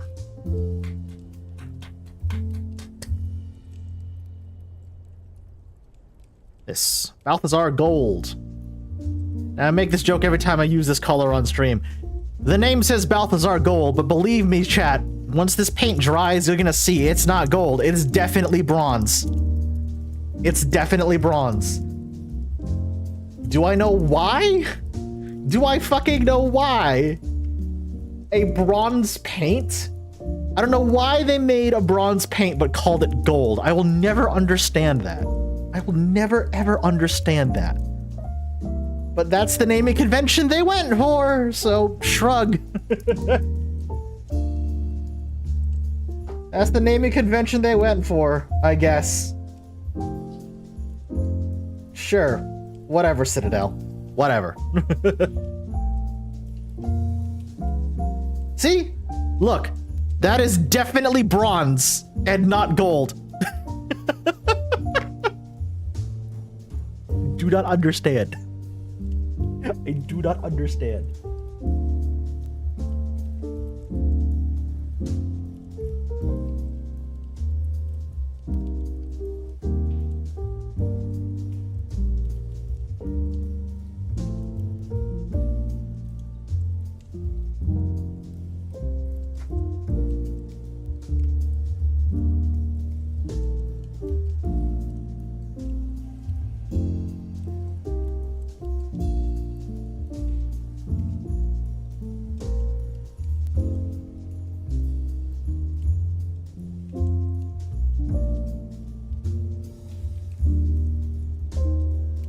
There's a fair amount of bronze detailing to get done here. Like, I like to paint up skulls, of course, the giant Aquila on front, the small skull that's in the center of the sergeant's helmet at the very least.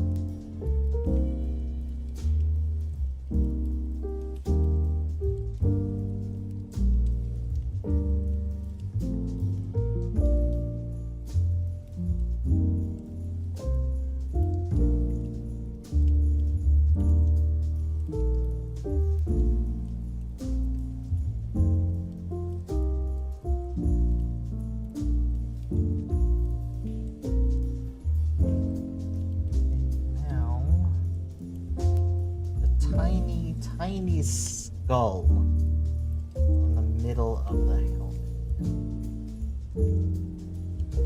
That one. That one. Okay. It's everybody? It's everybody that needed to be bronze. Oh! Wait a minute. No, no, no. No, it's not. This is my squad sergeant. This is my squad sergeant. He's not a rank and file troop. I need to do the trim on his shoulder pads, his pauldrons. So that's the other way I like to differentiate squad leaders. That's the other way I like to differentiate squad leaders.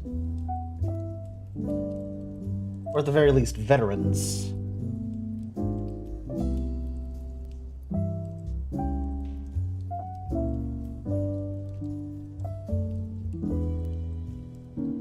where you need a very steady hand. Now you're starting to get into detail that's very close. It's like practically right next to other details we've done before.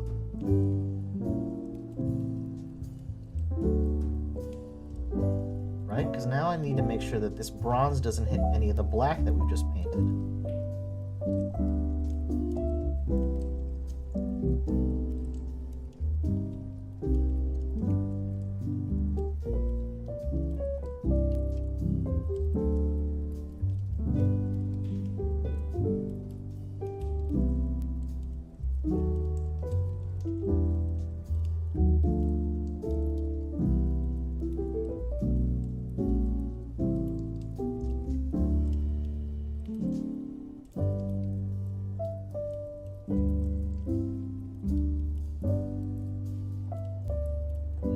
See? Like that. Yeah. Yeah.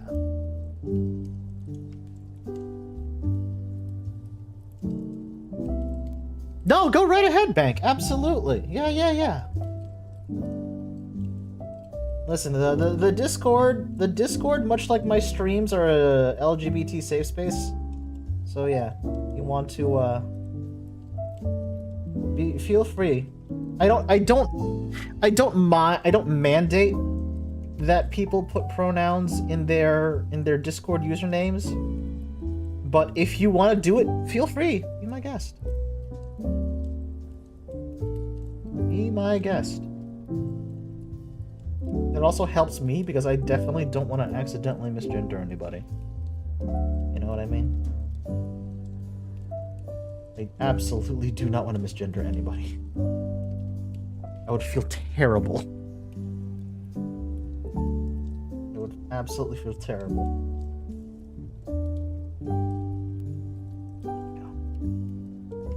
Nice! See? We're set, chat. We're good. It's all bronzed up. Thankfully, bronze detailing on the remainder of the squad is gonna be way easier. Because it's just the Aquila on their chest. That's it.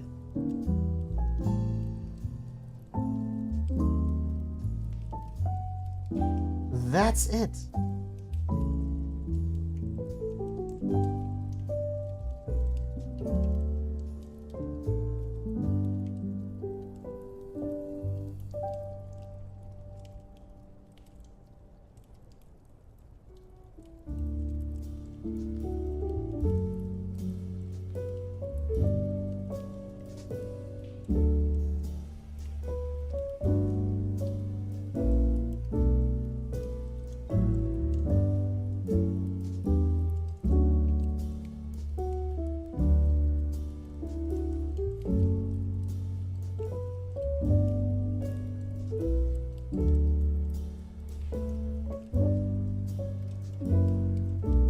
Oh yeah, the legacy thing on Discord, that just means like you've had your username back when they actually cared about the number codes.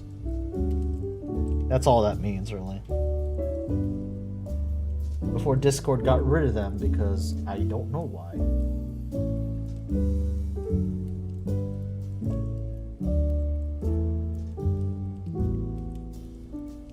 Discord kind of dumb like that. How to do this now to get at the Aquila and also not accidentally be chainsword, gold, bronze, whatever. Got it. It means you're old. Exactly, Thunder. Exactly. It's gonna take. There we go. Yeah, solid. Solid. That's. Actually, hold on. There we go. Just had to get some paint off where I accidentally got some on.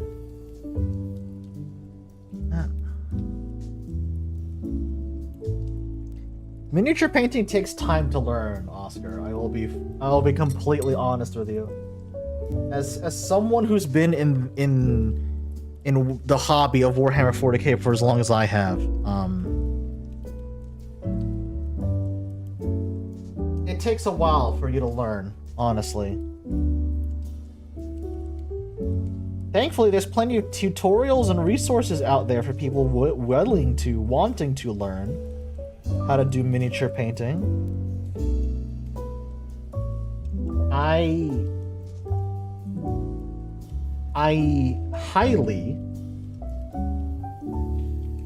highly suggest, and like this is not a bit, this is actually me.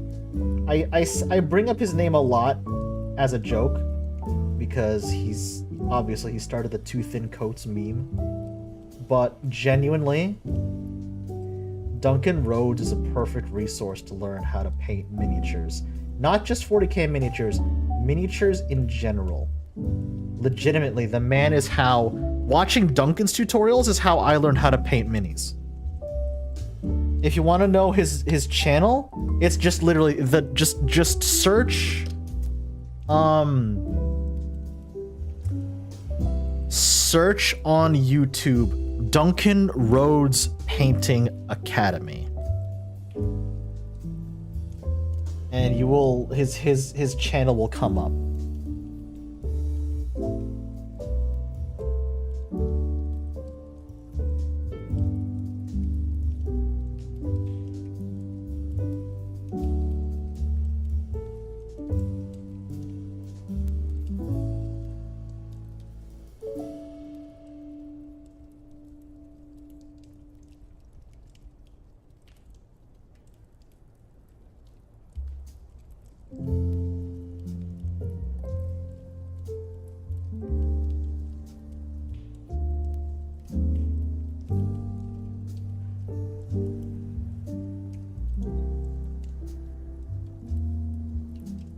Oh yeah, that includes skin tones, highlights, armor, all of that. Duncan teaches you how to do everything.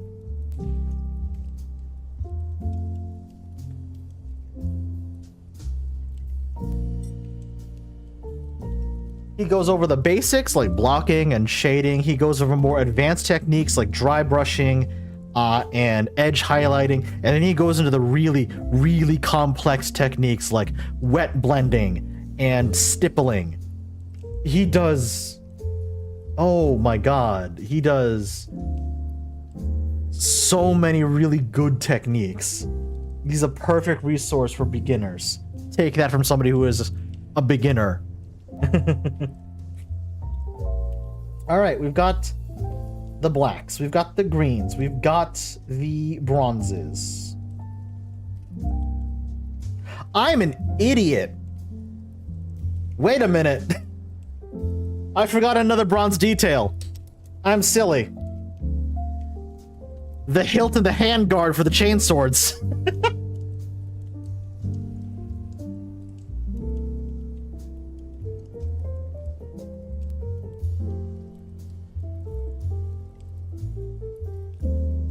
Remember what I said?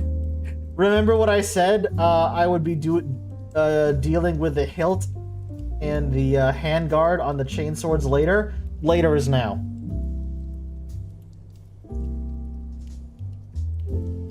And I damn near forgot.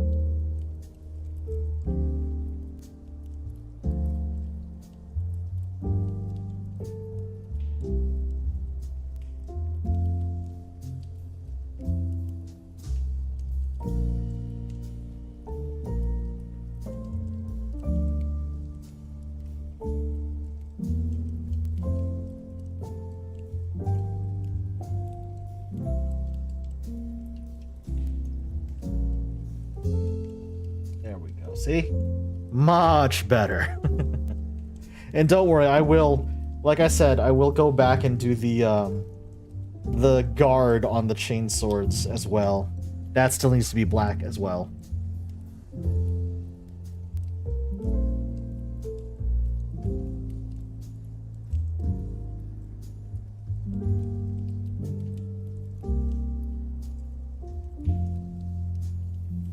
That I did not forget.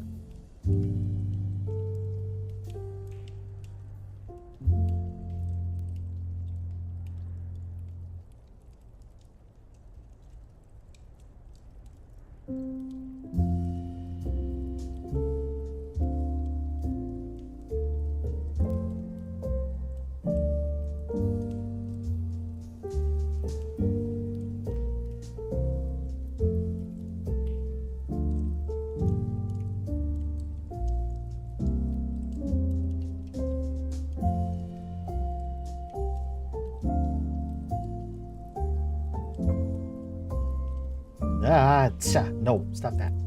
God.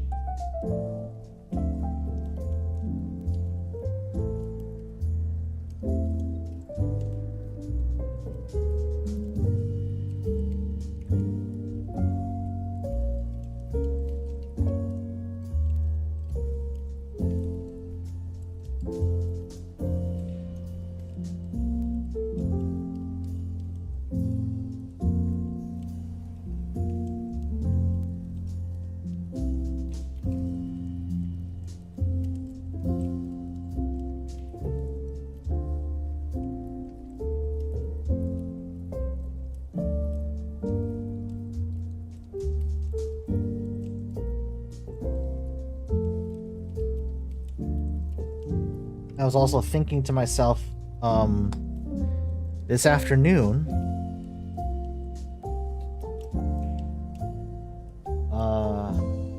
kind of thinking to myself, like, what's this upcoming week? Thanks for that stretch, bag. Thanks for that stretch redeem bag. I was thinking to myself, what the heck am I gonna do for streams this coming week?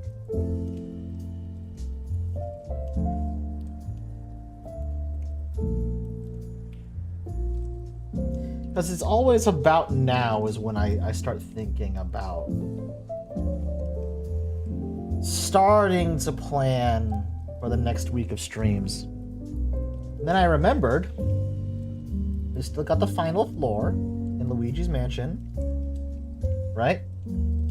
Still got the final floor in Luigi's Mansion.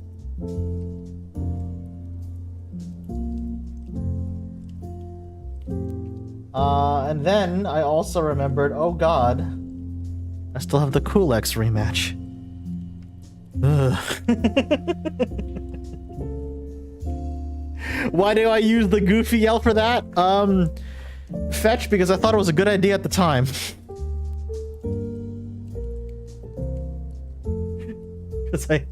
Because I thought it was a good idea at the time.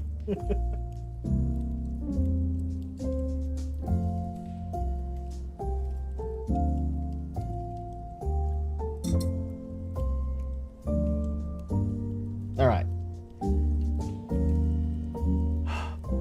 Blacks are blocked out. Metallics are blocked out. Before I grab a wash, what else needs to be done? Ah, yes. You see all these brown parts? Like the gun holster, these extra ammo packs back here. We need leather. We need leather. And appropriately enough, that means we get to break out into the army painter paint, appropriately named Leather Brown.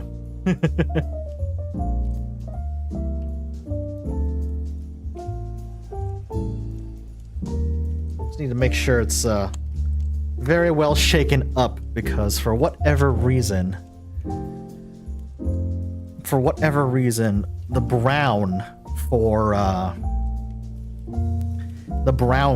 army painters not well mixed for whatever reason. I'm not entirely sure why. So I'm trying to make sure it's actually well mixed up. Like actually well mixed up.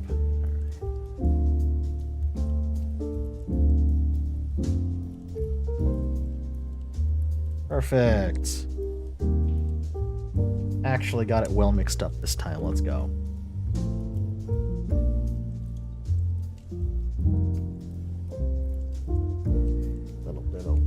probably a little bit more water. Thin that down.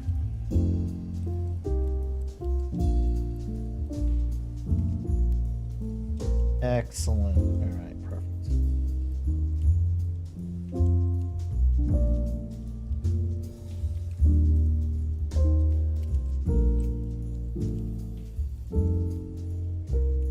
Oh yeah, like the little ball bearings? Yeah. Yeah, I should probably invest in some of those. Would help, honestly. So now we're going down to more intricate details.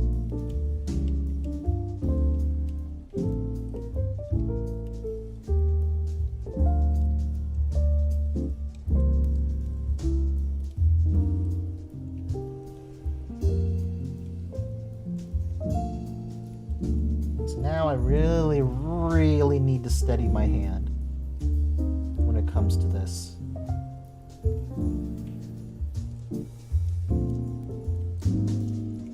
To make absolutely certain I only paint the detail I need to be the leather brown color and avoid accidentally getting this color on anything else. Mistakes are bound to happen, so obviously we can just neaten up later. But here's now where we really need to be careful, like super duper careful.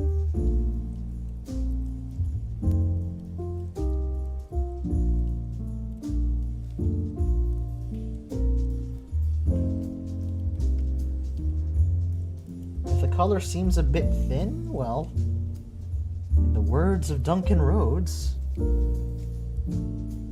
let it dry, and then apply a second thin coat afterwards.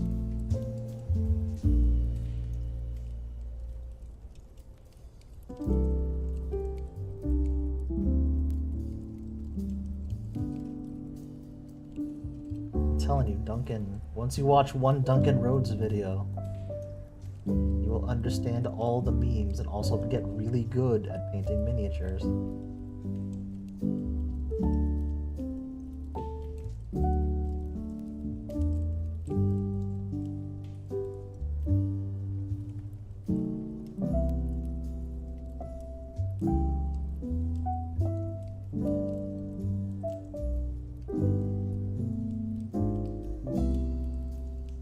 This is gonna seem very random, chat. This is gonna seem very random. But I just got hit with a sudden and intense craving for a cheeseburger. I think I know what I'm gonna do after stream.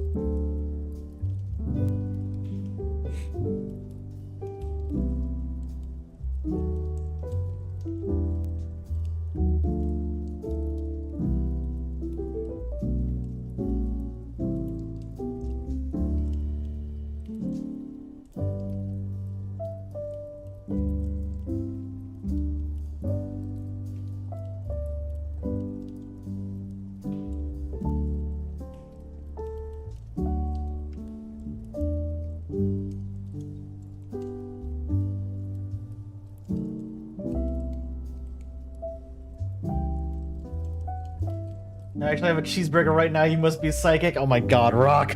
Hey, yo, share. Hey, yo, share. Wait. A nice on-brand flame grilled cheeseburger. Ugh. Necromancer, you're making me hungry now. Hey, yo, you're making me real hungry now. Oh, man.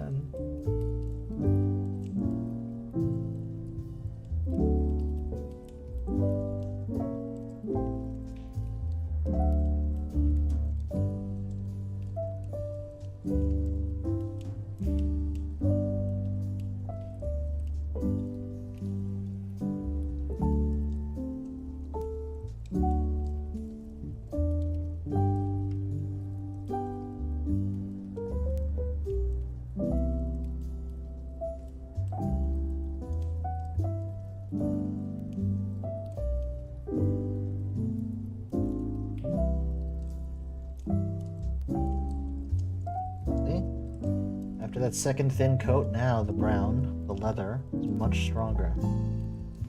See that? That's the magic of 2 thin coats. Duncan has spoken.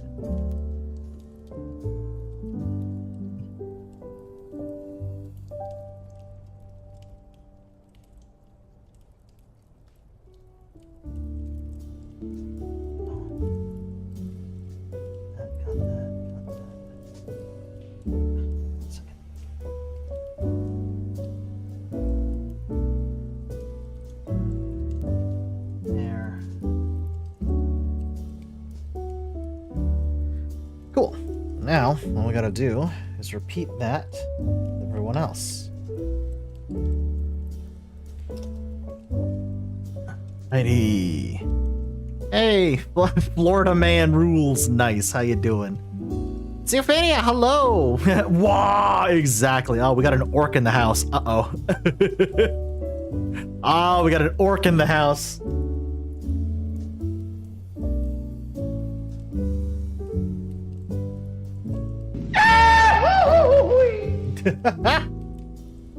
Thanks for that stretch, Redeem Galaxy. Thank you, thank you. Alright, this one's gonna be a bit trickier. There's got a whole ass arm in the way of the largest thing that needs to be brown. So I'm going to try and attack this from a different angle.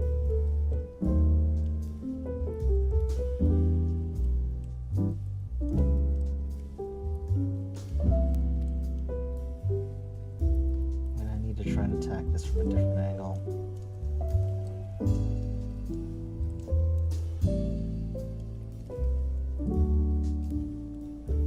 And also be very, very careful.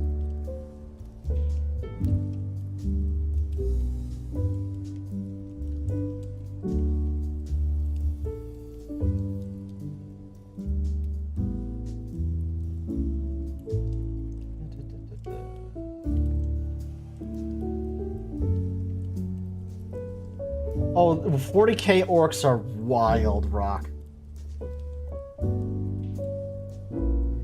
So the main differentiator between like your traditional Dungeons and Dragons or fantasy setting orc and the orcs in 40K is first and foremost the spelling. Fantasy, they are spelled O-R-C. In Warhammer 40K, they are spelled O-R-K.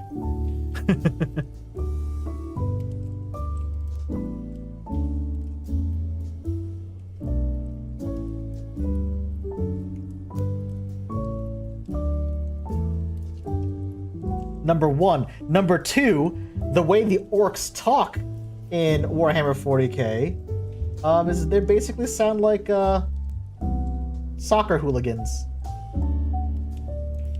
Cause they always talk like this, and when you's talking about the orcs, you's talking about the boys is the best in the whole galaxy.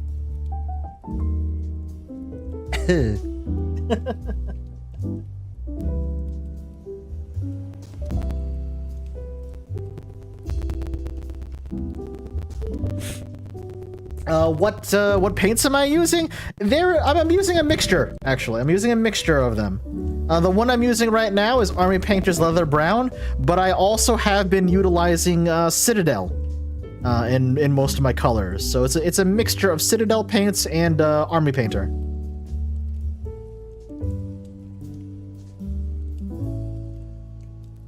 Liverpool on game night. Yes, Oscar. See, you get it.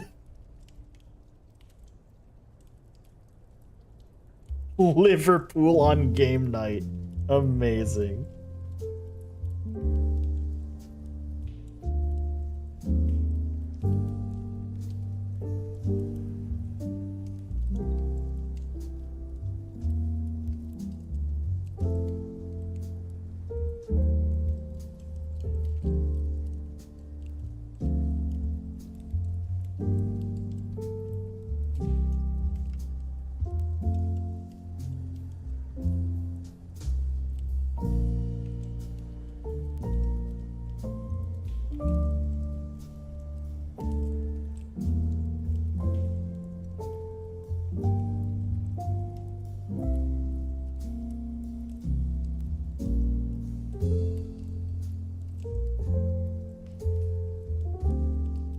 There we go.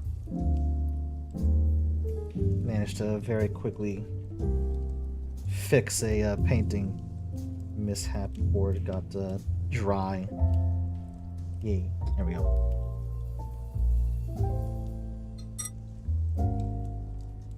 The fiance says that the orc impression was spot on. Well, thank you. My main army may be Space Marines, but my my other army, my secondary army, is orcs. So you know, I know when to give the boys their due. yeah. Ow. Okay, hold on. I need a water break for that. That fucking. Ugh. I love doing the orc voice, but it kills me every time I do the orc voice. Hold on a second.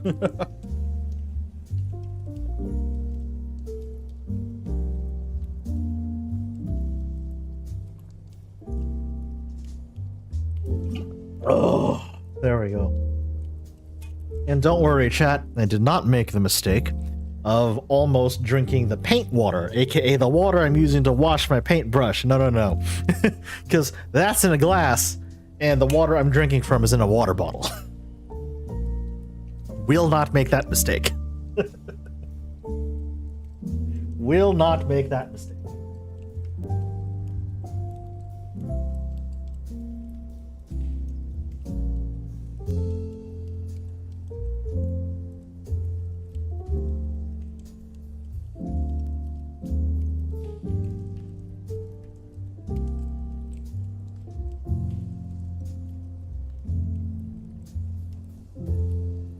Have I almost made that mistake in the past? Unfortunately, yes.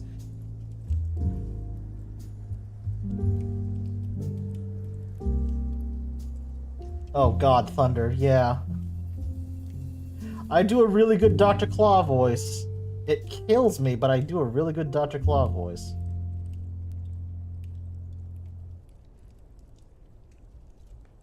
Like, I do a Dr. Claw voice so good it caught my buddy Tom off guard when I did it on stream once.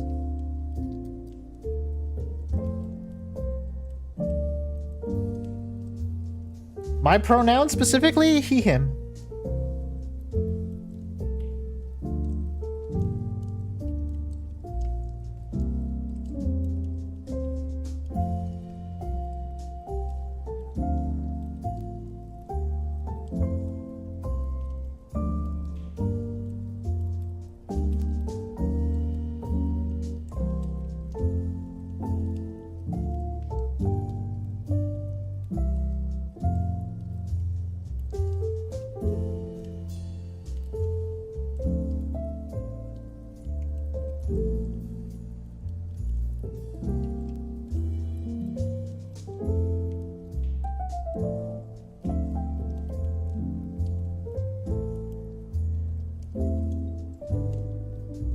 This is the first time I think anybody has mistaken my avatar as female.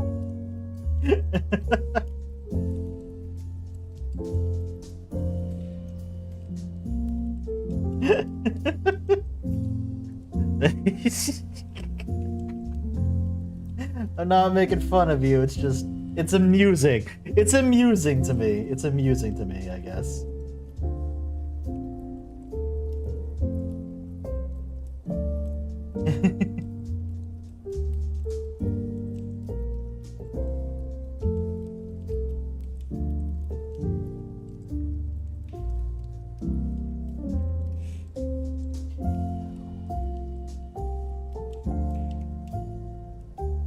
Is there a strap back here? There is a strap back here, okay.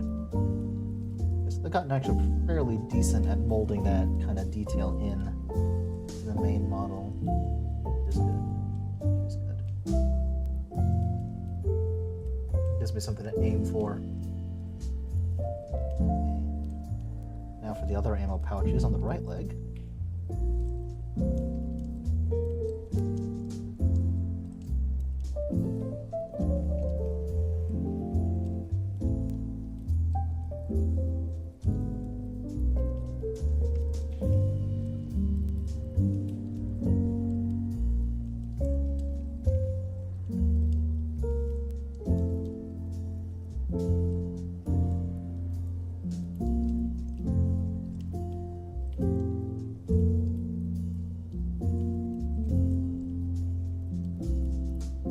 I can't do the fiddle voice. Fiddlestick's voice from League has a very specific, like, gravel to it. I can't do that. I say that as somebody who used to play League a lot.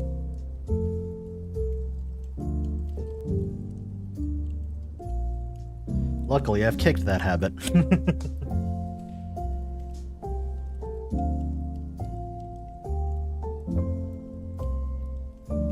Luckily, I've kicked that habit. Also, you know what, Rock? That's entirely fair. You're right. That's entirely fair.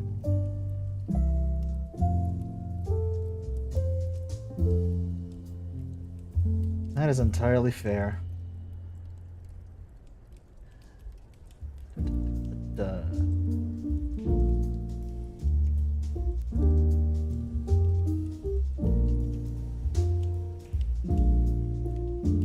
Like, I would love to try and do more voice acting stuff, like narration and stuff like that.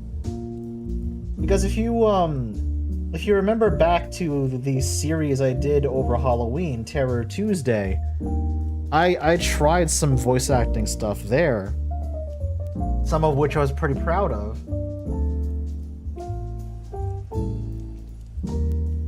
And, I'm just saying, it's not gonna be a month of stories, but I have one I am planning on for December. Because let's just say a good friend of mine reminded me specifically of a Christmas, I don't want to say themed, but Christmas adjacent SCP entry. Keep an eye out on the YouTube channel for that.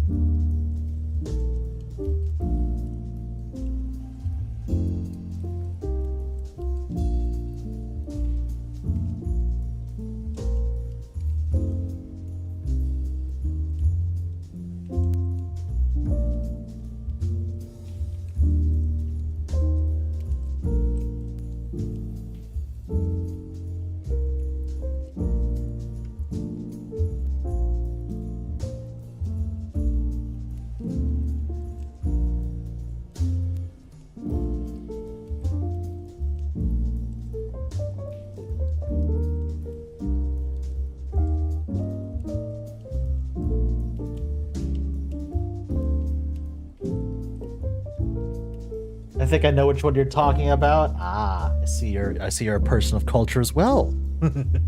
I see you're a person of culture as well. Good. Good. Glad to see more. Always glad to see fans of the SCP Foundation in chat.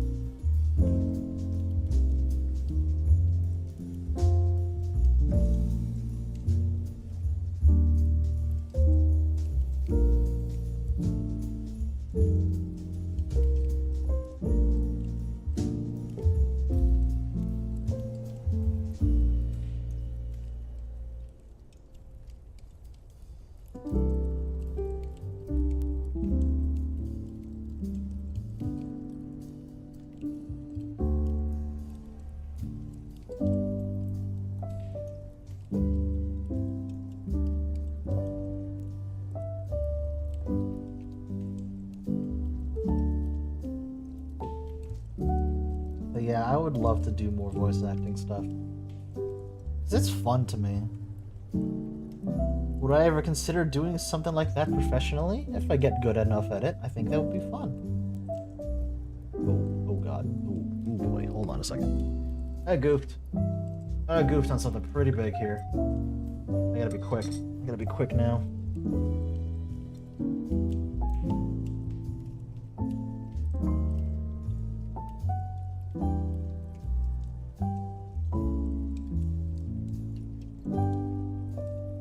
There we go. Alright, we're good, chat. We're good.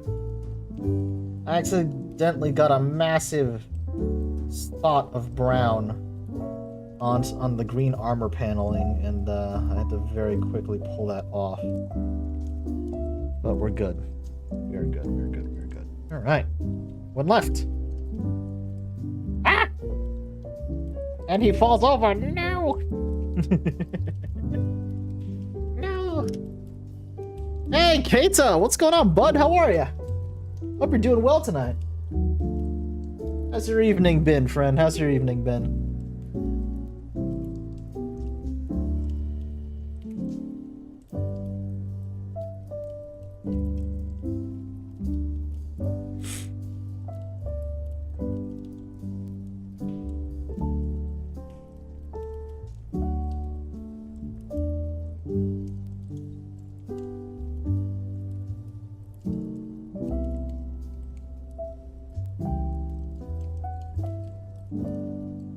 Doing alright, just got home from work, now I'm gonna try fiddle with your capture card. Ah, gotcha, gotcha, gotcha.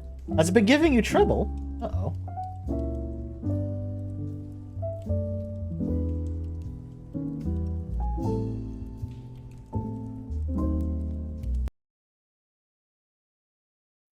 Hello? Oh, okay, good. We're good. We're fine, we're fine, we're fine. I don't know why that stopped there for a second, but we're good. Yeah, Cameron, it's less that it's a lot of paint and I'm just kind of messy. A lot of people, I know a lot of people will try to keep their palettes clean and orderly. I'm not one of those people. Much like my mind, it's a little all over the place. I'm not gonna lie, it's a little bit all over the place, unfortunately. But you know what? And as cliche as this sounds, as cliche as this sounds, I find order in the chaos. I find order in the chaos. Just got it yesterday, trying to get it to work. Yesterday I got video to work, now I gotta get audio working. Nice, dude. Nice. Do I do any airbrushing at all? No. Mostly because where I live right now, I definitely don't have enough room to do that. No, unfortunately. Would I eventually want to try airbrushing? Yes, absolutely. Because you can get some fun techniques out of that. You can get some really cool effects out of that.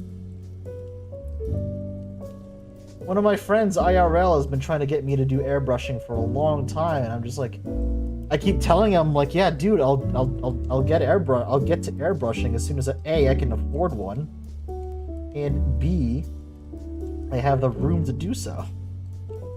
Neither of which, unfortunately, I have at the moment. Sick. All right, leathers are done. I'm gonna go back to black. I'm gonna go back to black momentarily just so I can get the guards on the chain swords done, and then we are ready for our very first wash. Finally.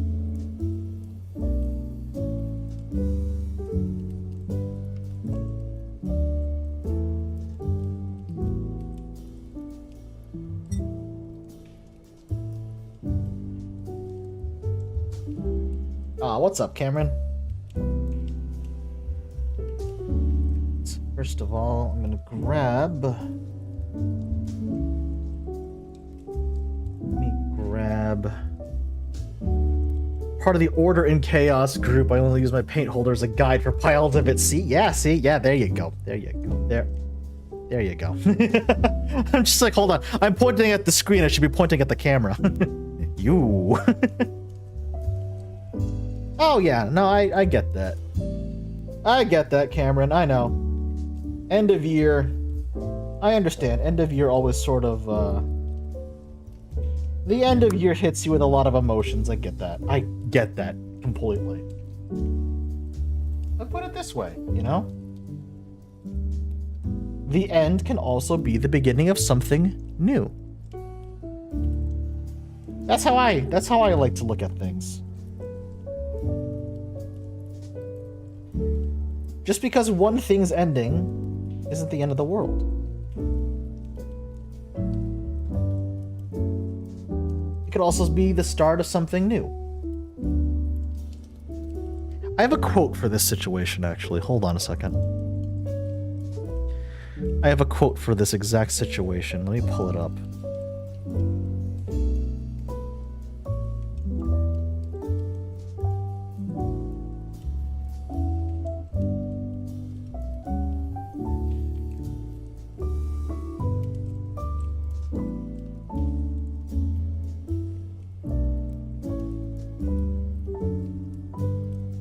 If I can find it.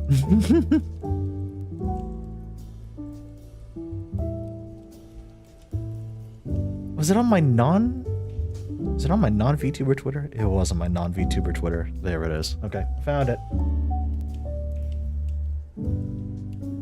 Yeah, whenever I start feeling bad about something, or whenever I start feeling really sad about something, there's always, you know, I personally like to take solace in the fact that there's, you know, always something to look forward to. So you always gotta find that silver lining in life. And the quote I like to repeat to myself is this. Oh, hey Billy, how's it going? How you doing? Welcome. So yeah, here's the quote. Here's the quote I like, and here's the quote I really like to tell myself a lot. You know, is when life hits you with something terrible. Here's a quote I like to repeat to myself. Once you're at rock bottom, the only way forward is up. But the bottom doesn't have to be all dark and gloomy. If you can stand and look up, you will still see the light of hope. Get it?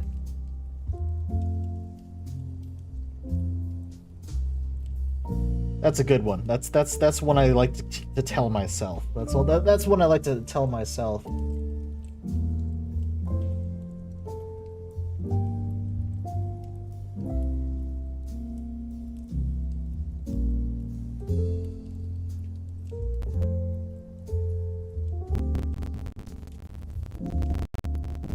I went through some hard times in October, which is why I also didn't stream all that much in October, and I had to cancel streams I had planned. So that quote really helped me out. That quote really helped me out.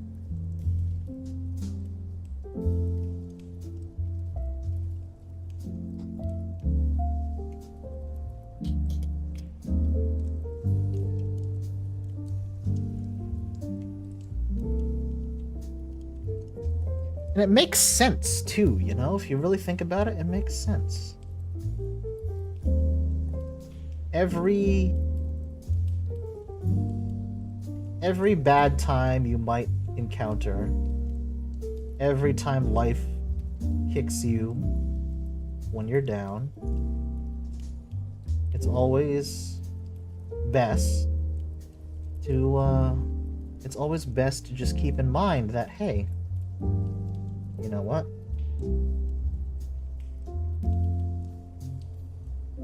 It's not gonna last forever.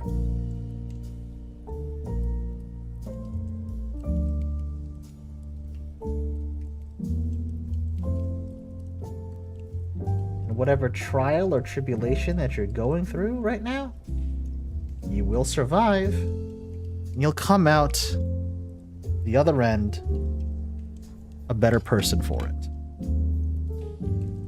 God dang it. Step up. Balance you. Stop that. Stop that.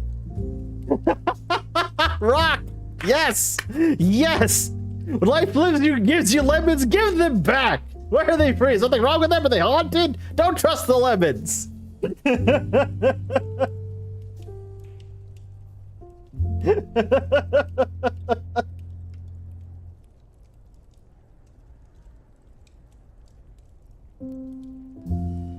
The man who's gonna burn your house down with the lemons! Oh my god. If y'all got where that's from, you're a real one. The man to say life's manager. Make him take the lemons back.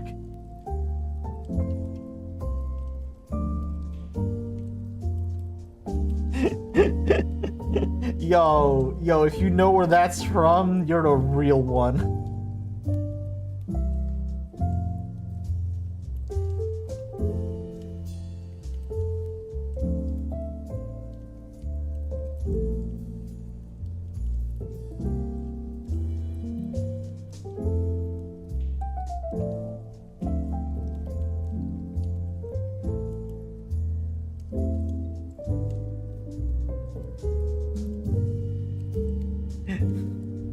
Here's your senior citizen's discount card, exactly.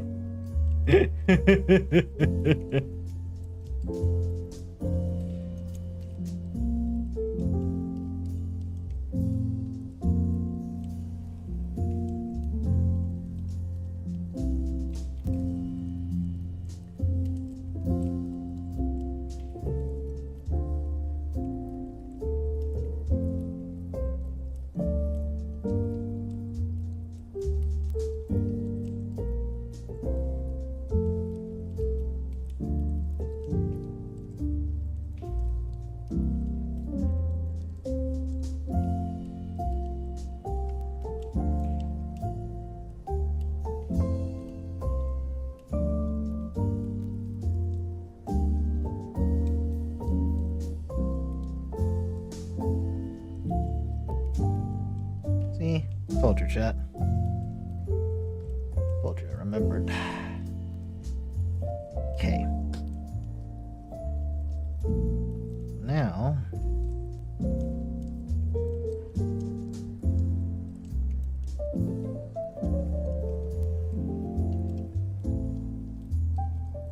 Yeah, see? Fetch got it. Fetch got it. Cave Johnson, CEO, Aperture Science. Fetch got it. If I was given lemons, my instinctive reaction would be to bite into them like an apple bank. That's the worst idea. Bank, no. That's a bad idea, friendo. Alright, we still need... I need to reload on the black paint, actually. Hold on. There's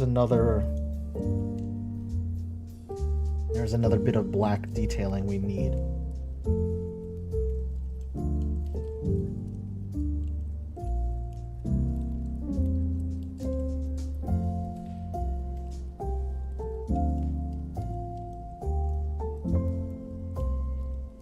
That bank, believe it or not, that reminds me of something a friend of my family did.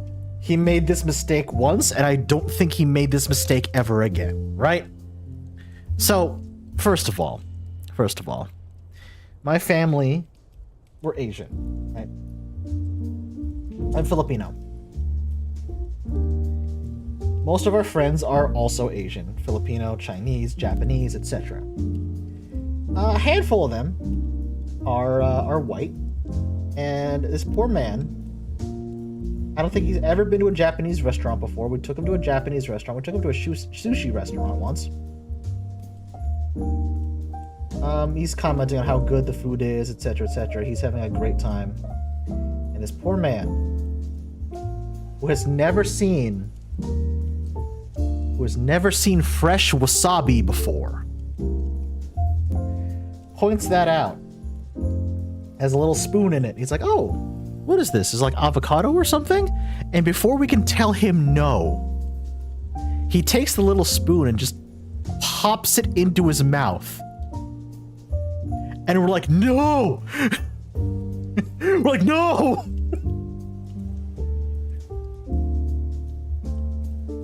He learned the hard way what wasabi was, chat. Poor bastard learned the hard way what wasabi was.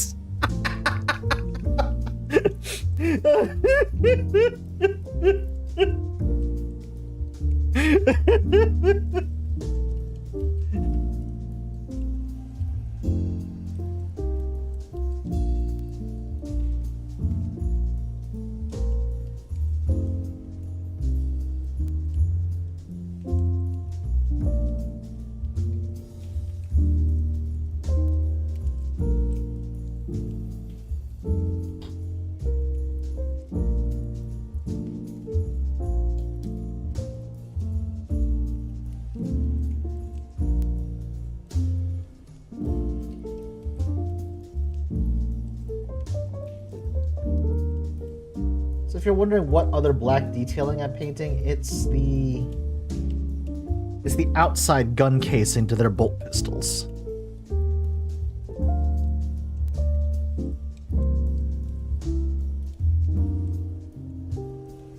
Most Space Marine chapters have a very specific color that they paint the outside casing to their bolt weaponry. Some paint it green, some paint it red. I keep mine simple. I paint them black.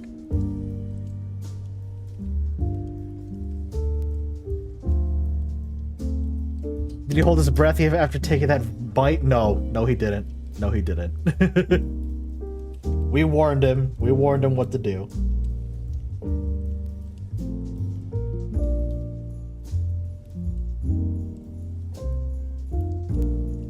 So now anytime he comes to visit, or like I go to visit my parents and he's around, we always make the joke. We'll point out the little dish of wasabi if we ever go to a Japanese restaurant again. It's like, you want an avocado bite again?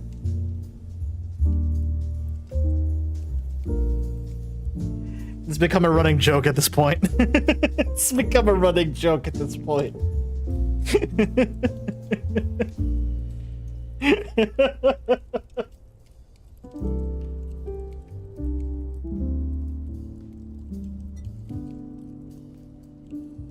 Oh shoot, I just also realized something. Yeah. I missed just another detail. Grab some of the silver, the gunmetal. So I missed the engine block on this dude's chainsword.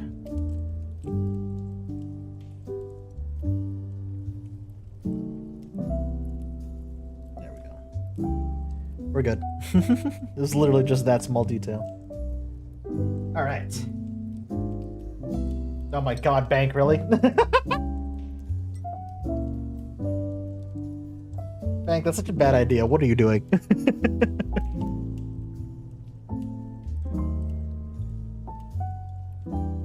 I think I've had wasabi, not a fan of spicy stuff, though. It is a very specific level of spice. It is a very specific level of spice, let me tell you. I will also admit it's a very, very acquired taste. Me personally, I like this stuff.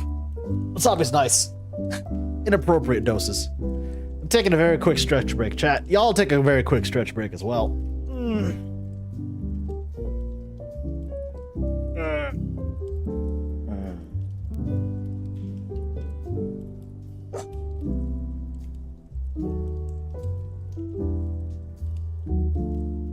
Is that fully healed at this point? Yes, it is. Okay, good.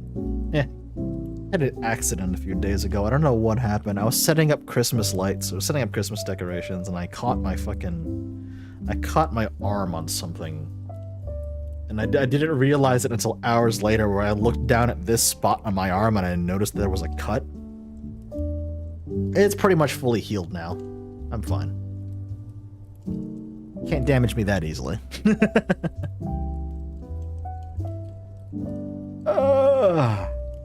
Alright. All right.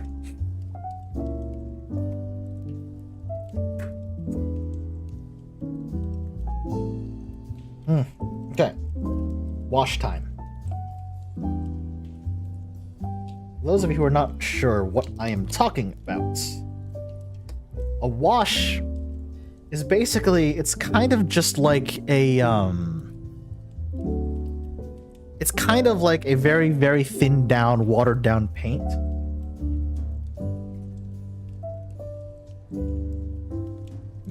And the wash we're gonna use now, a lot of people, a lot of fellow Warhammer 40K miniature painters will swear by Nuln Oil.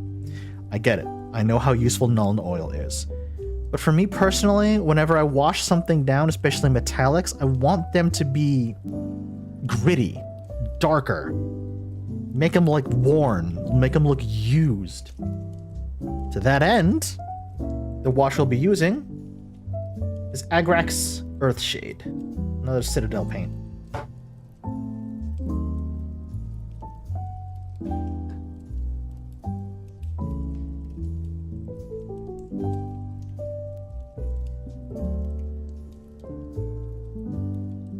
I'm just gonna load that up on the brush. And we're gonna find, what are we gonna find? Yeah, we'll start with the gun. We'll start with the plasma pistol.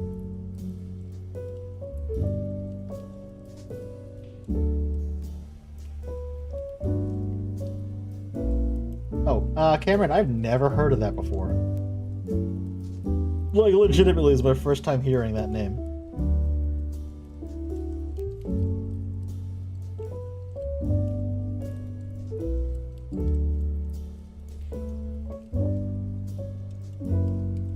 What this wash does, chat.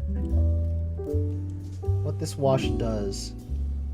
It settles deep into all the recesses, the nooks and the crannies, and it also darkens down the color, which is exactly what I needed. See that? Looks good. It's good.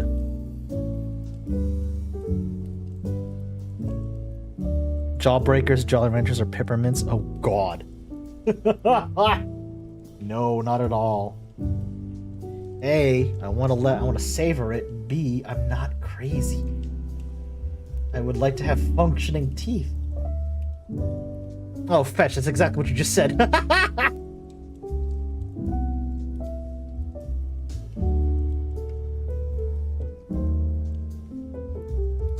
Same brain cell. Same hat. Same hat. So just realized I'm probably gonna need a thicker brush for this. Let me cap that just so I don't spill out anything.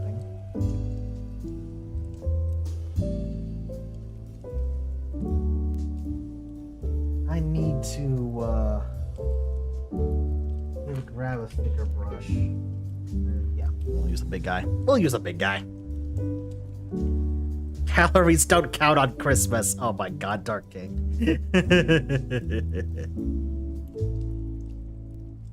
Man, you crazy.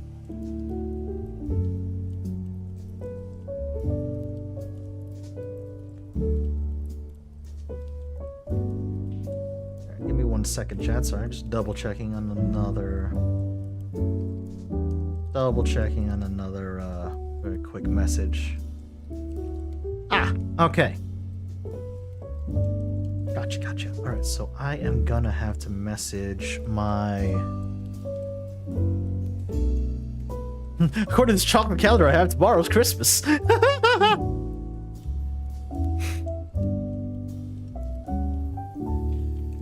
I'm gonna have to message my,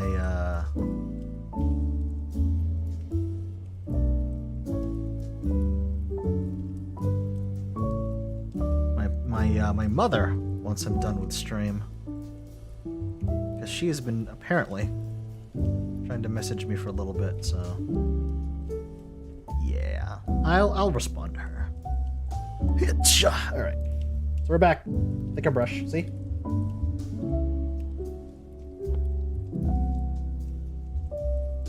I think the only hard candy I purposefully chew through is M&M's.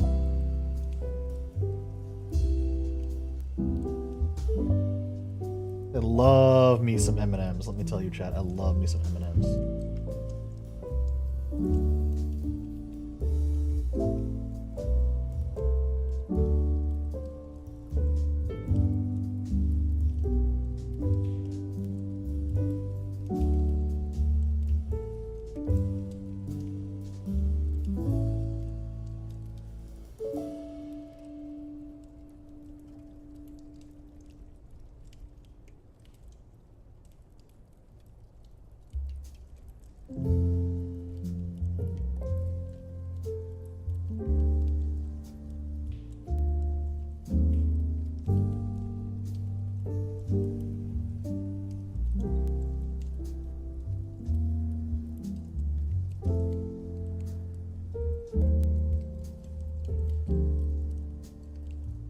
Wait, really, Rock? Huh.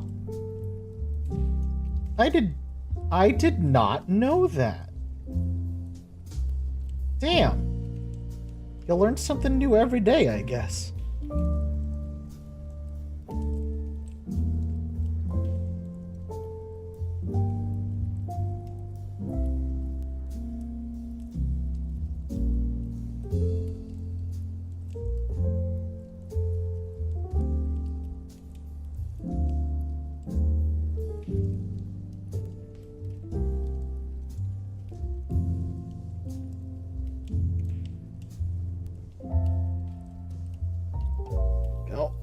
Down. More to go.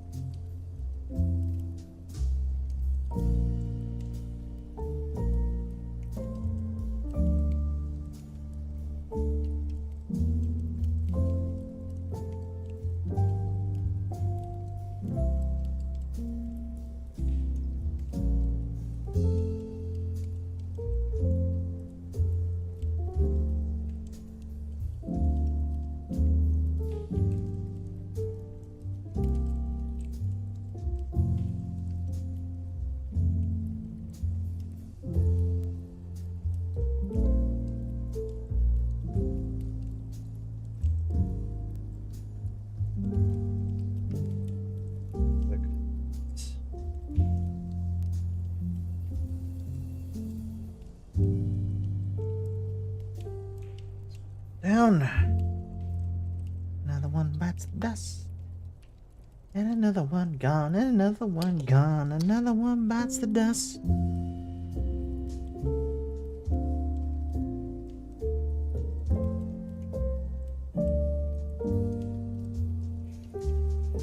Another one bites the dust. Another one bites the dust. That song's gonna be in my brain all night now, chat. Now that I've sang enough of the lyrics. I mean, which is fine. I fucking love Queen, so that works. Another one gone, another one gone, another one bites the dust.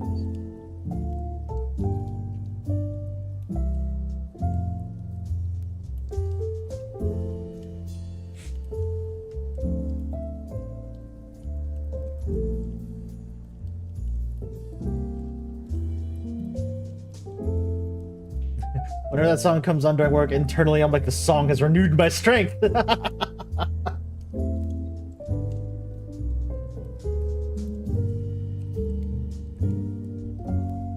I love Queen.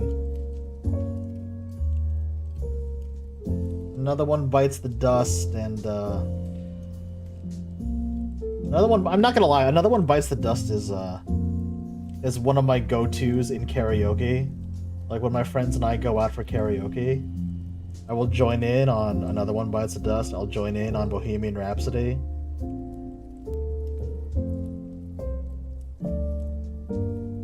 God, I haven't gone to karaoke with my pals in a while. I should change that. I should change that. I haven't gone to karaoke in a hot minute with my friends.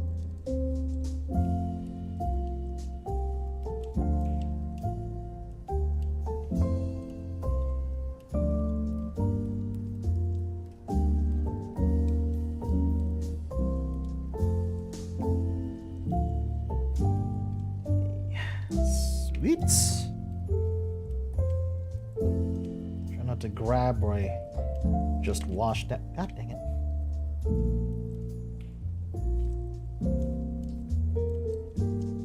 Ever seen the video of the guy playing an Elvis song on a ukulele for his 2 cockatoos? No, wow.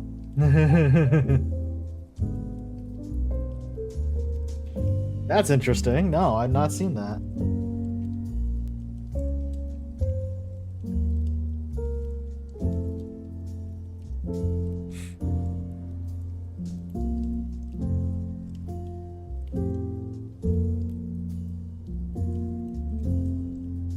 I'm privy to a lot of what some people would call old internet culture, like old internet memes. Thanks, Bank. But that one escapes me. That one escapes me. God, all right, chat. Chat, you want to feel old? Chat, you want to feel old? You want to lose some brain cells like I did? I was in another Discord the other day. And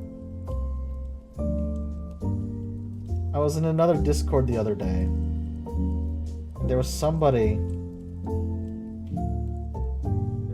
in that Discord. Are you ready? I had to explain to them what keyboard cat was. Because they did not know what keyboard cat was. And I felt my soul start to crumble. I felt my soul start to crumble. I'm like, what do you mean you don't know what keyboard cat is? What? What? See, I know. I'm like, what the fuck? What do you mean you don't know what keyboard cat is? I hate it here.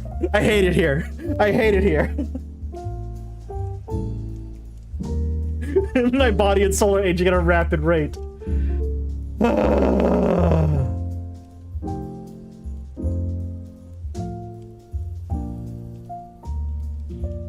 Like, how the fuck do you not know what keyboard cat is? That's literally one of the OG memes. Please tell me they at least know what Nyan Cat is. That's the funny thing, okay? Here's the funny thing. They had no idea what keyboard cat was. They knew exactly what Nyan Cat was. I'm like, fucking how? What is this dichotomy? What is this dichotomy? Why? What?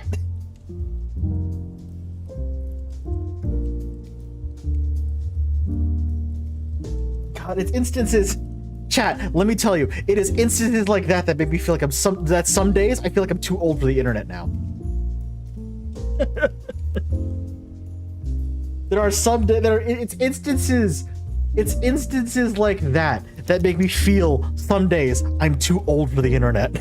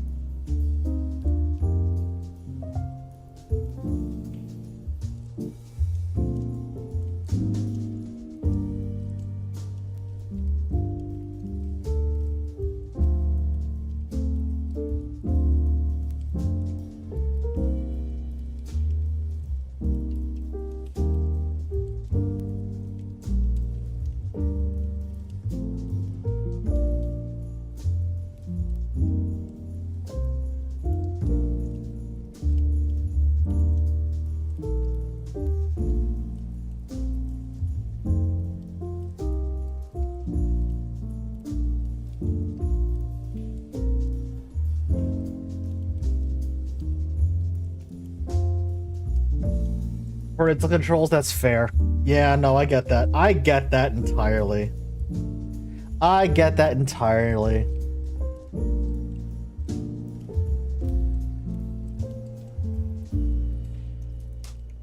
I understand that. Oof. Yip-ah.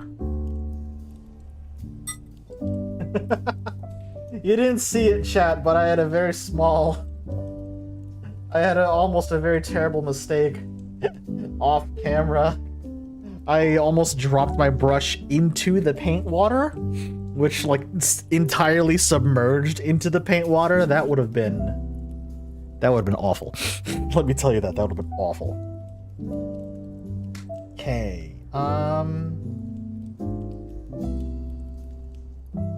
let's see.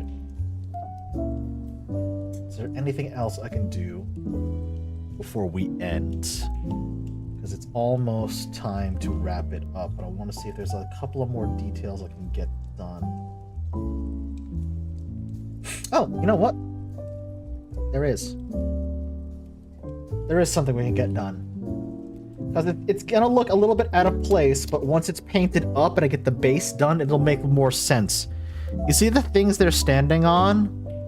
Like these little pieces of rubble? I can base coat this before we end stream. I don't know why Games Workshop does this lately, but it's become a bit of a meme in the 40K amongst 40K fans. We like to call it tactical rubble or the tactical rock. I don't know why they do this, but a bunch of models lately just have this one piece of rubble that definitely starts, you know, that definitely stands out amongst the base and everything else. It's a little bit weird, but whatever. So I'm just gonna get a quick base coat on that, and I'm gonna wash it down and dry brush it later, make it look really worn, like it's actually been blasted off of a building. So the base coat I want to use for these is another army paint color. It's uniform gray.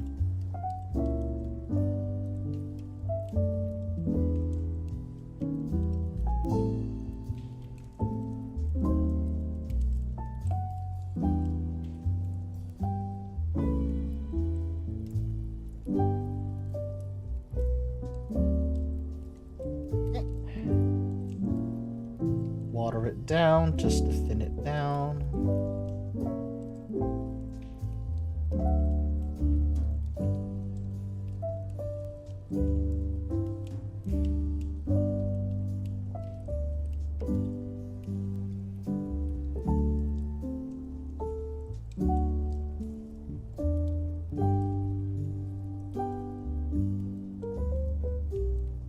Just get a very quick base coat on that.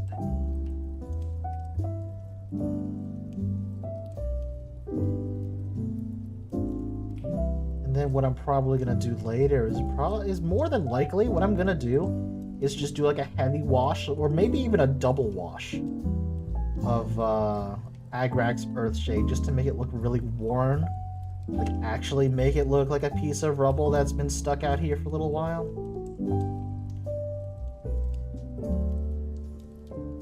Yeah, there we go. So, uniform gray covers in one coat. Almost one coat.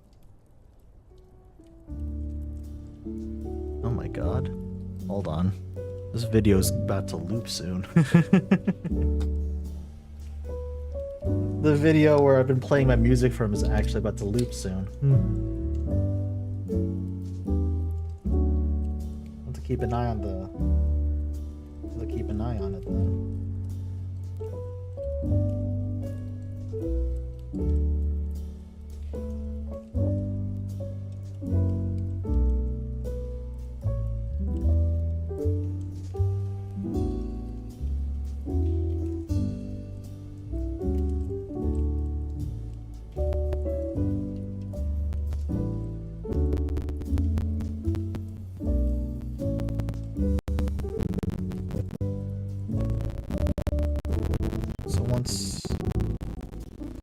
Once that first coat dries, AKA when I cycle back to the first person in the squad.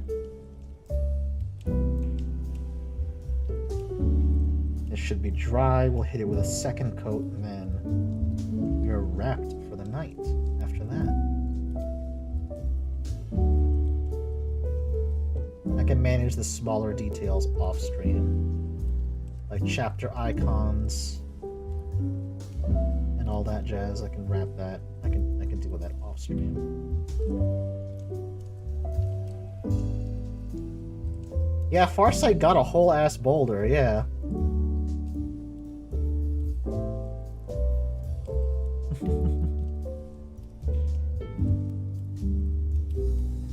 Or like the Forge World model for Horus, he had a whole goddamn staircase attached to his model.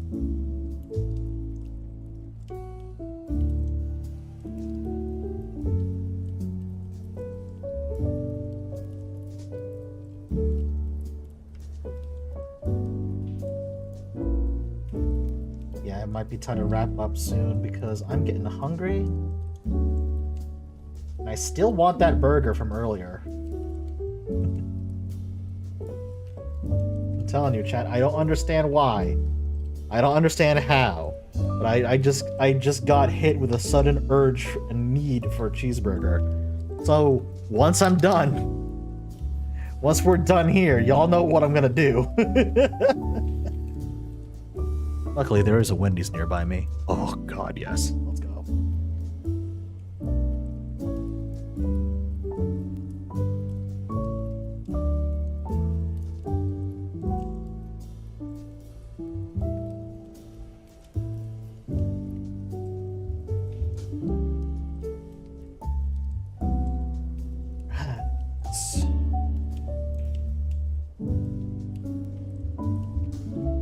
Oh yeah, no, I've seen Farsight's new model, Necromancer. It's really good. It's rather good. If I played Tau, I'd be all over that miniature. Okay, hold on. Before this loops again, I'm gonna kick it back. I'm gonna kick it back all the way to the beginning. Oh, what? There we go.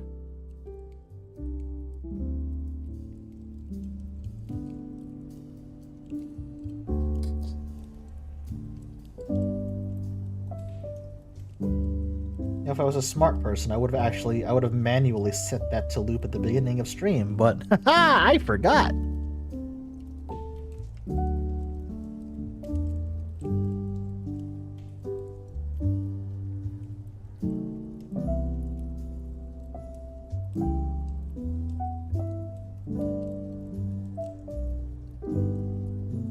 Oh, there's a skull under this one.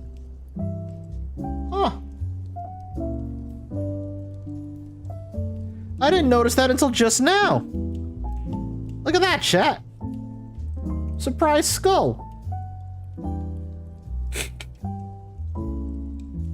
Sentences that only make sense in the context of Warhammer 40K. Surprise skull.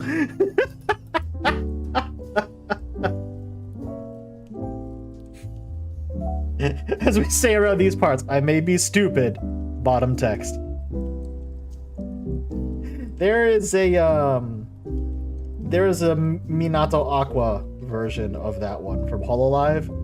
There's an Aqua version of that meme. It's her face, and it's just like, I may be dumb, and then nothing else.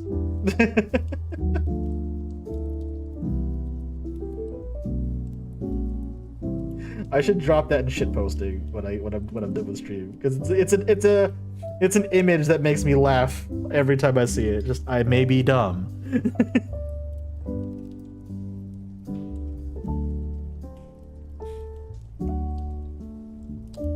Which is definitely not an Aqua's character. She's less dumb and more like severely introverted.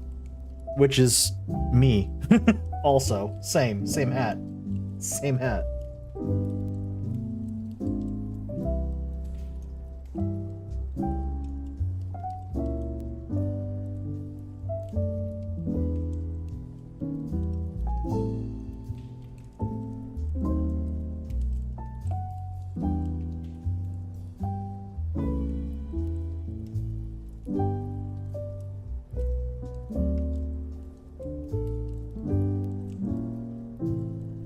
I've also been I've been binging a lot of long form videos on YouTube lately.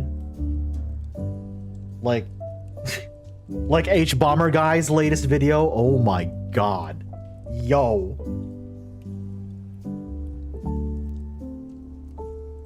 That man had receipts for everybody.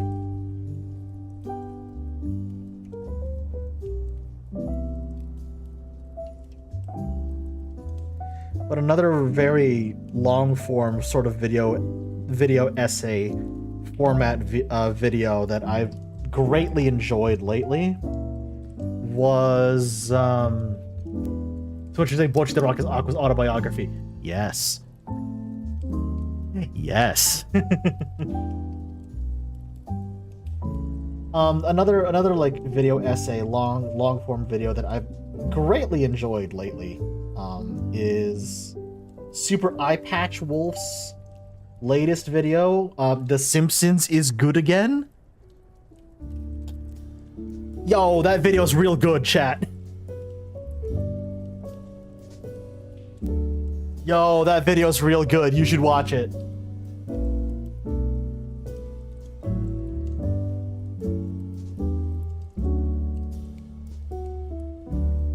That video's real good, actually.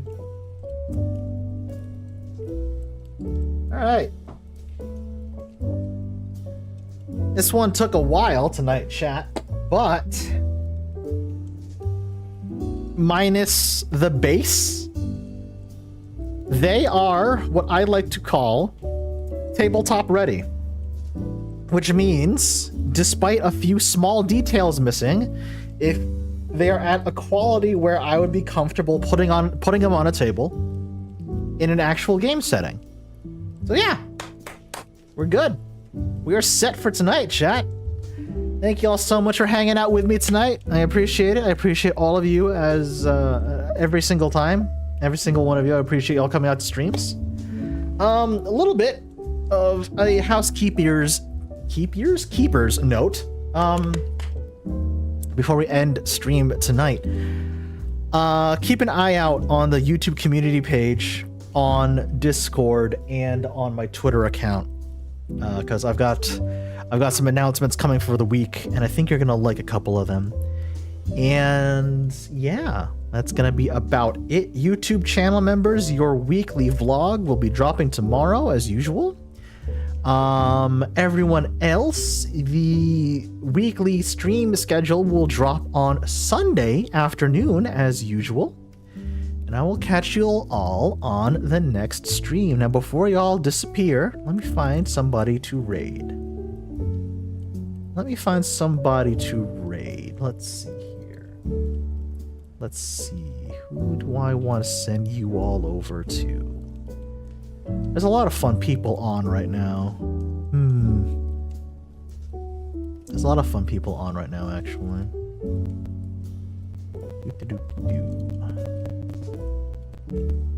Ooh, okay. She's on.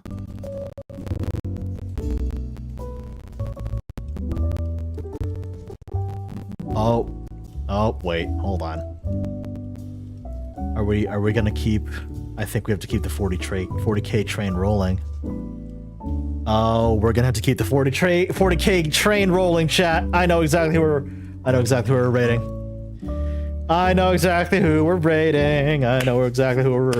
All right, let's go. We're gonna raid my good friend, fellow VTuber, and Space Himbo, Space Pirate K, because, chat, guess what? He's playing Warhammer 40K Rogue Trader. Oh yeah. Oh yeah.